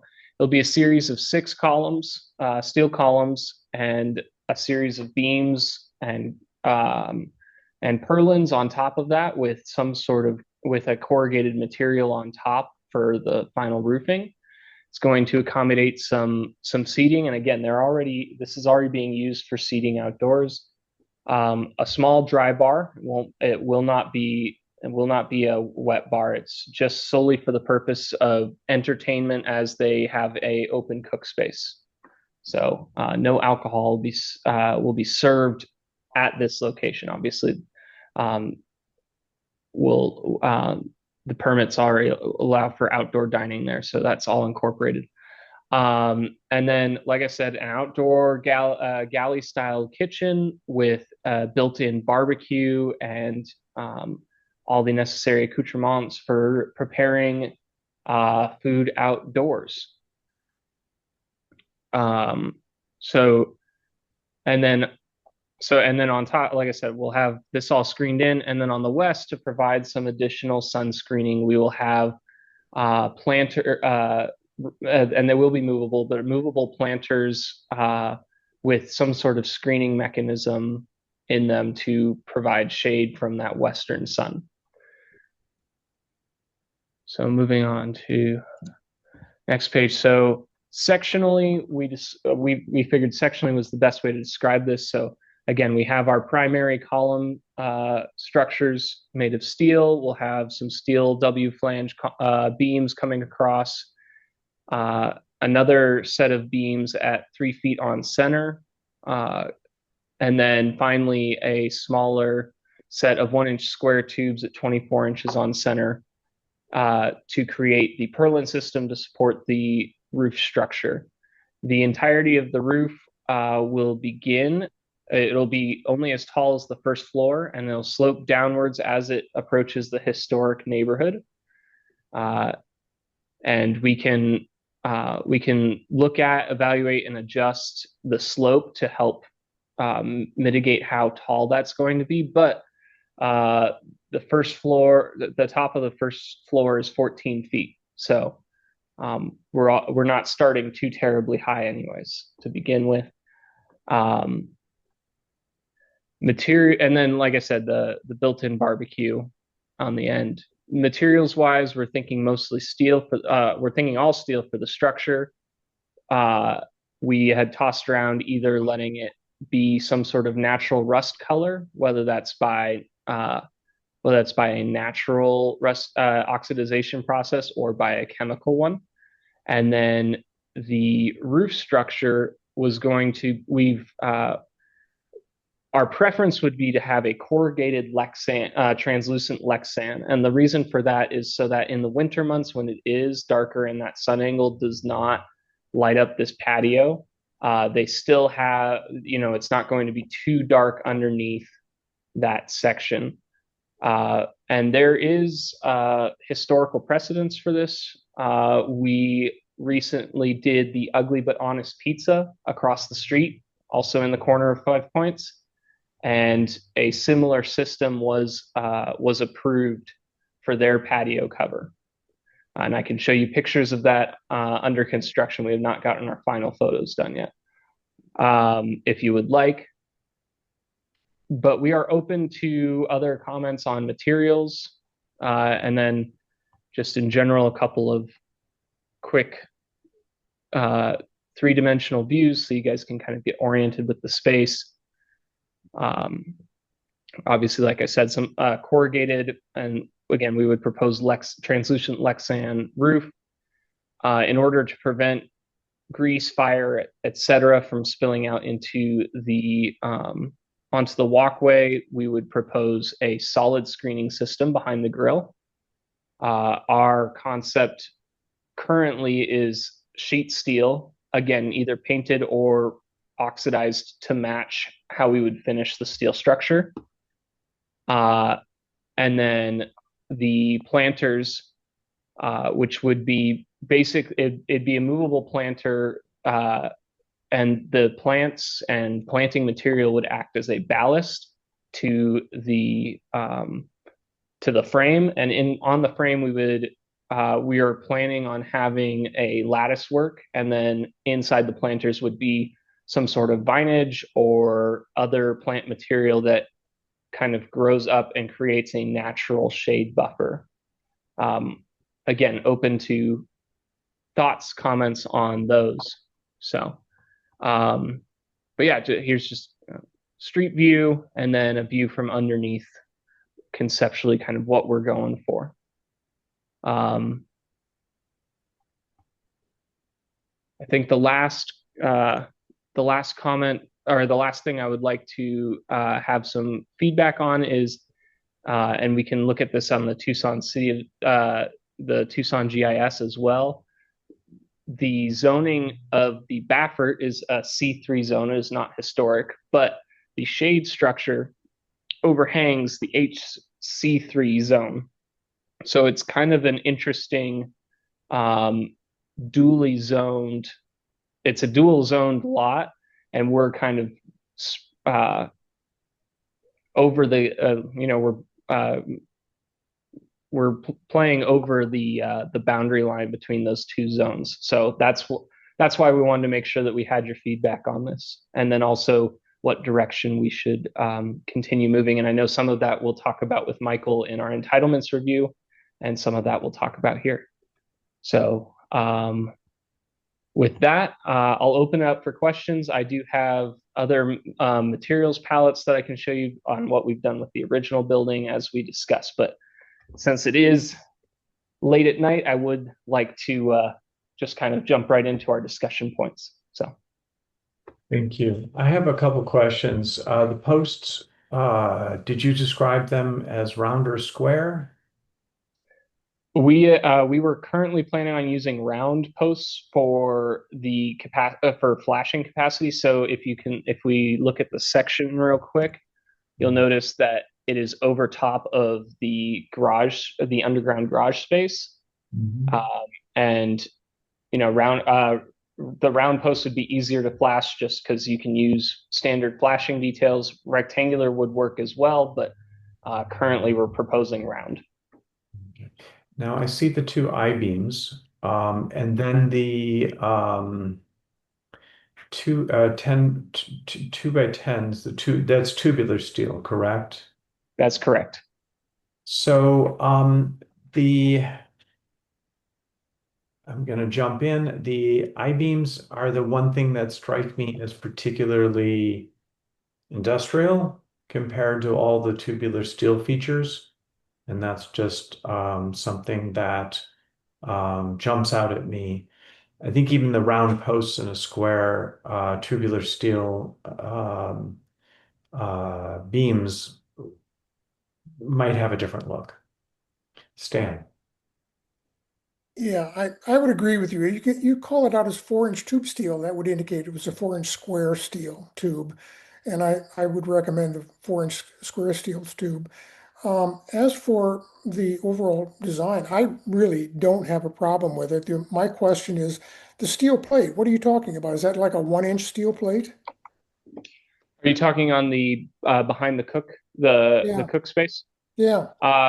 The exact thickness hasn't been determined. Probably not 1 inch. That would be a very expensive ordeal. My Again, kind of schematic design here. It's something we would talk with our structural engineer about, but it would probably be some sort of sheet steel. At the thickest, maybe I don't have an exact thickness for you, I, but I it definitely wouldn't be an inch. If it was however thick it was, it would obviously be properly supported so to avoid any oil canning or other waving that might be visible from the well, facade. I think it would be important. I think it's got to have a lot of stability there. And it looks like you're welding it to the 2x10 beam at the top. Yeah, we'd come up with some sort of connection detail there. All right. And then what about the 8-foot tall? You said that was anchored by the planters, but if the planters are movable, what supports that 8-foot high wall? Oh, on the you're talking about these shade structures here. Yeah, on the side, that would be on the west side. Yes. The the wall is integral to the planters. So it's not movable planters in. The planters and the wall are movable themselves. So this whole unit right here Yeah. is one individual movable unit. Okay. All right. So Okay. they have the restaurant, their Forbes Meat Company, which you guys had been on here earlier, has a pallet jack, and so our current concept is having some sort of slats at the bottom where they can slide the pallet jack in, jack it up, and move it to be Okay. where they need it to be on the Understood. side. Okay. Yeah, other than that, I don't have any problem with that. My only recommendation is that you got painted steel on the building, and my recommendation is to stay with the painted steel. I don't know if it's powder coat or electrostatic coating or whatever it is, but I would I would suggest you stay with the same exposure on the steel so it looks consistent with the rest of the building.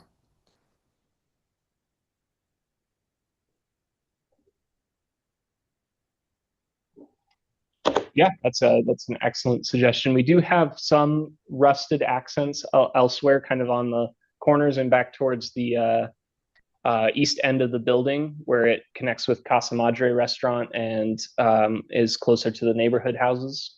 But Yep. you're right. Um, That north facade does have a lot of painted steel, especially and galvanized anodized aluminum for the window systems. So. Well, you're on the south side too. You've got painted steel. You got window protection on the south side. It's painted steel that is supporting that. My only other question is that you don't show it on this particular isometric or perspective of the building, but you have a big hood on top of that roof that is part of the kitchen, I'm assuming, right? That is correct. Are your residents going to have any problems with the smell that comes off of that? Great question. So If your windows are open? yeah, no, that's an excellent question. Two quick notes. One, we're assuming the hood is going to be required right now based on some preliminary research. When we get into design development and we hire our engineers, one of our engineers will obviously be mechanical, and they're going to give us a more definitive answer on whether we need a hood or just a chimney of sorts to All right. properly bring the smoke around. Second option or second item, the reason we have the grill all the way out towards the edge is because they currently have a smoker, and they have found that the best location for the smoker to prevent that exact problem that you brought up is by having it all the way out at the edge. And that's actually where they currently smoke all of their meat in their portable smoker. All right. That are my only comments. I think it's an appropriate solution for this rather modern building. So I don't really have any objections to any of what's proposed at this point.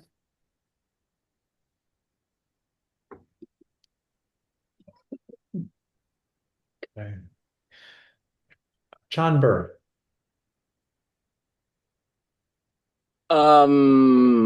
Full disclosure, I'm on the Infill Incentive District Design Review Committee. Great. And Glad you're here with us. so I'll see this at some later thing. I think it's the building form that bothers me, because it's basically just a shed plunked down next to a new building. And it doesn't relate at all, so that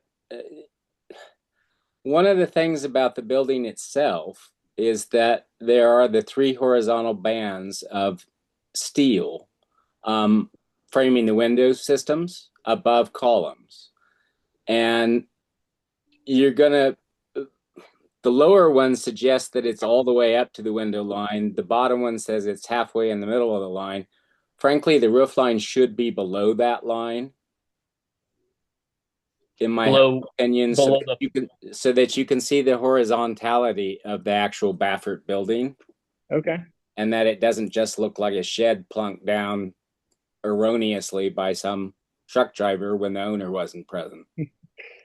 I also, all the elements on the Baffert itself are also horizontal. They're not shed roof forms. And so I would encourage you to look at a flatter roof that is more in the form of the actual Baffert that it relates to. And then I had the same question about Stan about the venting, because it is opposite the operable windows for that particular tenant. Right. Yes. And which like be a I've said, problem. And, right. And like, oh, sorry, go ahead. Apologize. And on the finishes, it probably would be better, you know, the planters, because they relate more to the fence line, which is rusted metal, and the 5 Points art project might be better off in rusted metal, but the structure itself should probably be the blackened steel so that it is more compatible with the actual structure that's there. And Armory Park doesn't typically do round poles, it does square poles. The design you did across the street is a lot more compatible with the district in form, being square. And if you could align anything so that they seem to have some relationship to the, I know you lined it up with the sidewalks and the entry gate over on the north side, but there's absolutely no relationship to the rhythm of this building and the rhythm of the Baffert and its column systems or its windows. And it's a pretty symmetrical building. And to just kind of plunk it down erratically, I would urge you to look at how it relates to the actual building in terms of its rhythm too. And because once this gets built, it's probably going to be there for a long time. So it ought to look like it's part of the property, in my humble opinion. Understood. Appreciate your feedback. Anything else? John, I got a question for you. I'm not too sure I understood the slope. You said it should be flatter? All of the metal elements on the entire Baffert project and are horizontal, including on the south side, there are metal corrugated panels framed with square steel that jut out over the doors. Right. That you can see, and they are horizontal.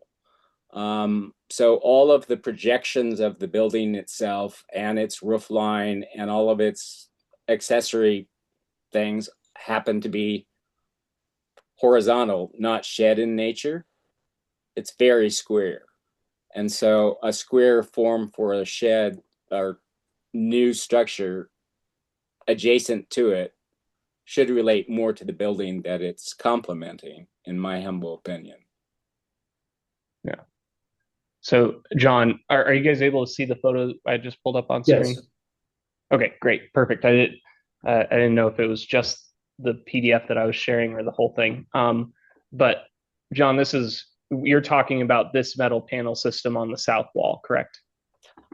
There is that, but there's also the projections over the doors that are corrugated steel on a square frame that are basically sidewalk coverings. These ones? Where is your cursor? I'm not seeing it. Oh, here, let me just get to a better picture.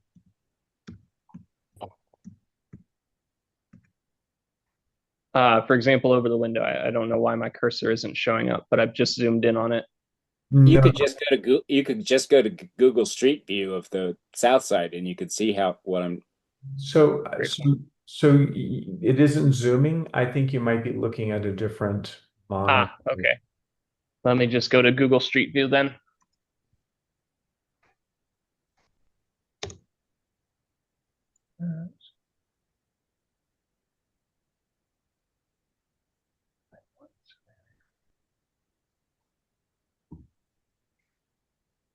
Is everybody able to see the street view? Not yet. No, we still see that samples form. Oh, there we go. Paused. I want to reactivate it. Resume. Oh, okay. 1 second. It's doing the weird. Let me stop the share and share again. Apologize. It's we usually use Teams, so it's a little bit different than my normal workflow.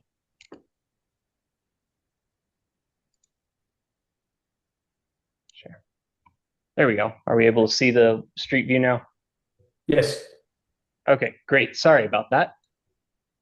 See how they just stick out flat, and they're square form metal. Everything on the building is square form metal. I gotta believe that there's a little slope on that, although, in order to get water off of it, so it doesn't go back to the building. Well, there may be, but it's nominal. It may be ½ inch over 6 feet or ½ inch over 6 feet. All right, okay. Well, it'll probably be whatever the code minimum is. Yeah, but do you see what I mean? Yeah, I see what you're talking about.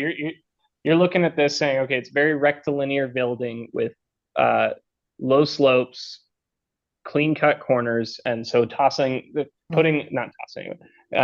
a shed roof on there feels a little against the grain of the entire kind of the concept of the structure as it currently stands. Yeah, and just seeing the end of an I-beam sticking out past the rafters is kind of a weird element too. So it would be better if it was the form that's holding up the roof is kind of contained within a squarish form, in my humble opinion. Well, I think we've given quite a bit of input. Is there any more input? Or maybe we can move on. My goal is to finish by only 4. Midnight? I'm just trying to be helpful. You're being very helpful, but I'm wondering if there's any more or if we can. No, I'm done. Okay. Thanks, John. I appreciate that feedback. That was a good good feedback. Apologies. Thank you. Yeah, I do agree with John. The shed needs to belong to the identity of the building. By giving it a slope makes it really, a totally different structure. It can destroy the intent of the building itself. So yeah, I would definitely, go a direction to make it more a square type of structure. The Google Street View of your building across the street is actually what I looked at going, oh, they should do this. Oh, the from the south side? Yeah, all right. The pizzeria. That one is more appropriate. That's type of form is more appropriate. Yeah, you're okay. Yeah, the Ugly But Honest, which Yeah. I have also. Sorry. And you still have your hand up. I apologize. I didn't mean to cut you off. Okay, there's no motion required, right? No, no. Okay, It's just for feedback. You don't need to take any action. okay. Thank you. Stan, did you have more comments? Yeah, I had a question. John, you said that the guardrail around the garage opening is rusted steel?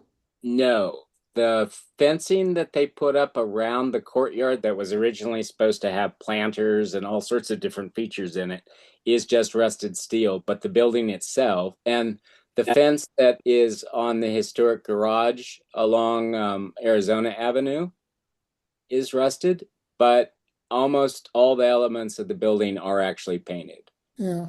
Okay. Yeah. I missed that because I was thinking that it would be more appropriate to have it painted than rusted. But I don't know that it would be a problem for me one way or the other. But I can see it as painted because it's more consistent with the building.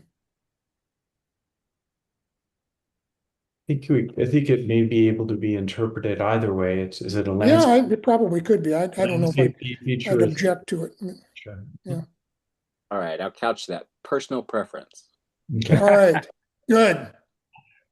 Okay. So I'm moving us to item 5, minor reviews. Gentlemen, thank you very much. I appreciate your time tonight. Thank you for coming. I'm sorry. I seem a little impatient to move things along. No, it is 10:30. I have a wife and kid who are well asleep, so I'm going to go try and catch some shut-eye. Michael, I'll see you in the morning for our entitlements review. Everyone else, thank you so much for your time and for your patience. I hope you have a wonderful evening. See you tomorrow, Remo. There was only one minor review and it was rejected. What was I that? only had one minor review. You said there were 2 of them, Michael? No, I did not say that. Oh, I thought you said, yeah, was there a minor review at 431 South Fifth Avenue? It was replacement of some existing windows and a door, and there just wasn't enough information to make an intelligent decision on that. So I asked them to resubmit and give me more information. And there were some other problems with it. They were listed as fiberglass windows, which would have been rejected, and one of them was a slider, it was a slider. And they didn't give me any information on the door. So I sent it back to you, Michael, and asked them for additional information. Thank you. It's not yet been provided. You got my comments, didn't you, Michael? No, Jason was working on that. My colleague. Oh, I'm Jason sorry. It was Jason that yeah, sent but he did. Yeah. He gave me an update on it. Yeah. It has not yet been provided. So as soon as they provide the information, we'll circle it back to you. All right. Okay. Very good. Okay. Item 6, call to the board. I have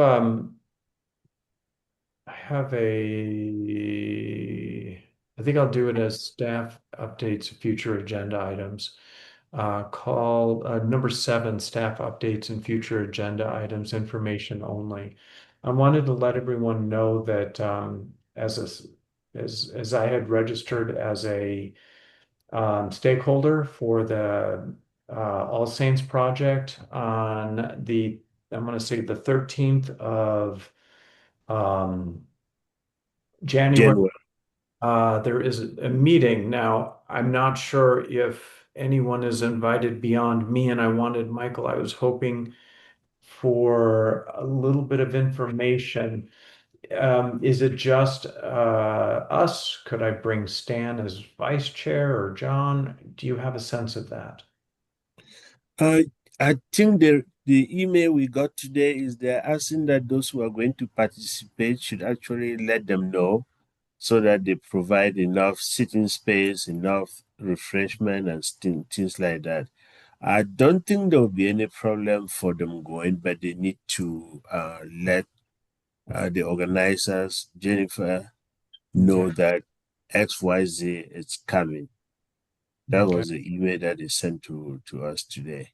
I just saw that and I Yeah. for the meeting, so I hadn't had a chance to review that, but I will call and make that request because I think both Stan and John have offered to attend. We can't have too many people or it becomes a quorum. But Yeah, it becomes a John quorum. is not on the No, board. John is not on the board, so just be you and Stan. So, but you can ask for the three of you to. Michael, Yes. do you know if they did anything at that last meeting? We did APNA, the neighborhood association, did formally ask to be a stakeholder for the project, and the board has not heard anything.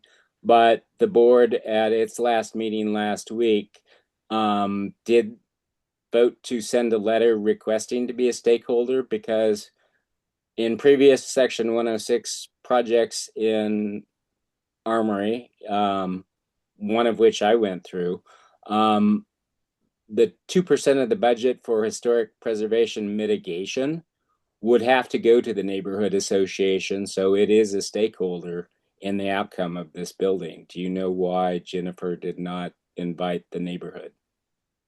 I don't know, John. It's outside the city. That's a private this thing that she's handling. I don't know. I can circle that back to Desiree on that. At my level, I am not aware why she did not. Okay. Do you know why the city is not actually handling the stakeholder process? Because the city always did in the past, and why it's been farmed out to the developer's private contractor? I think because this is not a city project, I think. That's just my guess on that. So they are taking the lead on that because it's basically their project. The city usually does that when it is generally a city project, then the city will take charge of that. That's what I think is going on here. I could be wrong, Okay. but I will find out. We'll look into it. I'm just curious, but as the owner of two properties being directly affected by All Saints, and being that this is not going to be part of an ABSAB meeting, am I allowed to attend, to become a stakeholder, or what's the deal? You have a conflict. Yeah. And Maurice, I'm not sure if I'll reach out and find out who counts as a stakeholder and if I can bring people. So Yeah. Okay. we will have our opportunity to review as the advisory board and hopefully the It neighborhood. will come to you. It will come to you. Yeah. Yeah. Also, What time is the meeting? I think it is I know I looked at it today, closes like 5 o'clock. I think it's It's right like 4:30. 5. Let me take a look. I think it's 4:30. I just was looking at the invitation. And where is it? Yeah. I It's will tell it you. is it is somewhere on Avenue and River. It is an in-person meeting. Okay, it is 4:30 p.m. and it is at It is as Westland. 4001 East Paradise Falls Drive, Paradise Drive, Tucson. So it's at Westland, it looks like. Yeah, West. Yes, it is. So And they say it is if you're going north on Avenue, it is Avenue and River. mhm. What's the name Around of the that street area. again? Paradise Falls Drive. Paradise Falls Drive. But I really do need to check. I'm not sure that I can just invite people. It's mostly Shippo who was invited to this. Yeah, Open City of Tucson. yeah. So, but I know I'll I'm invited because I'm city staff, so I know.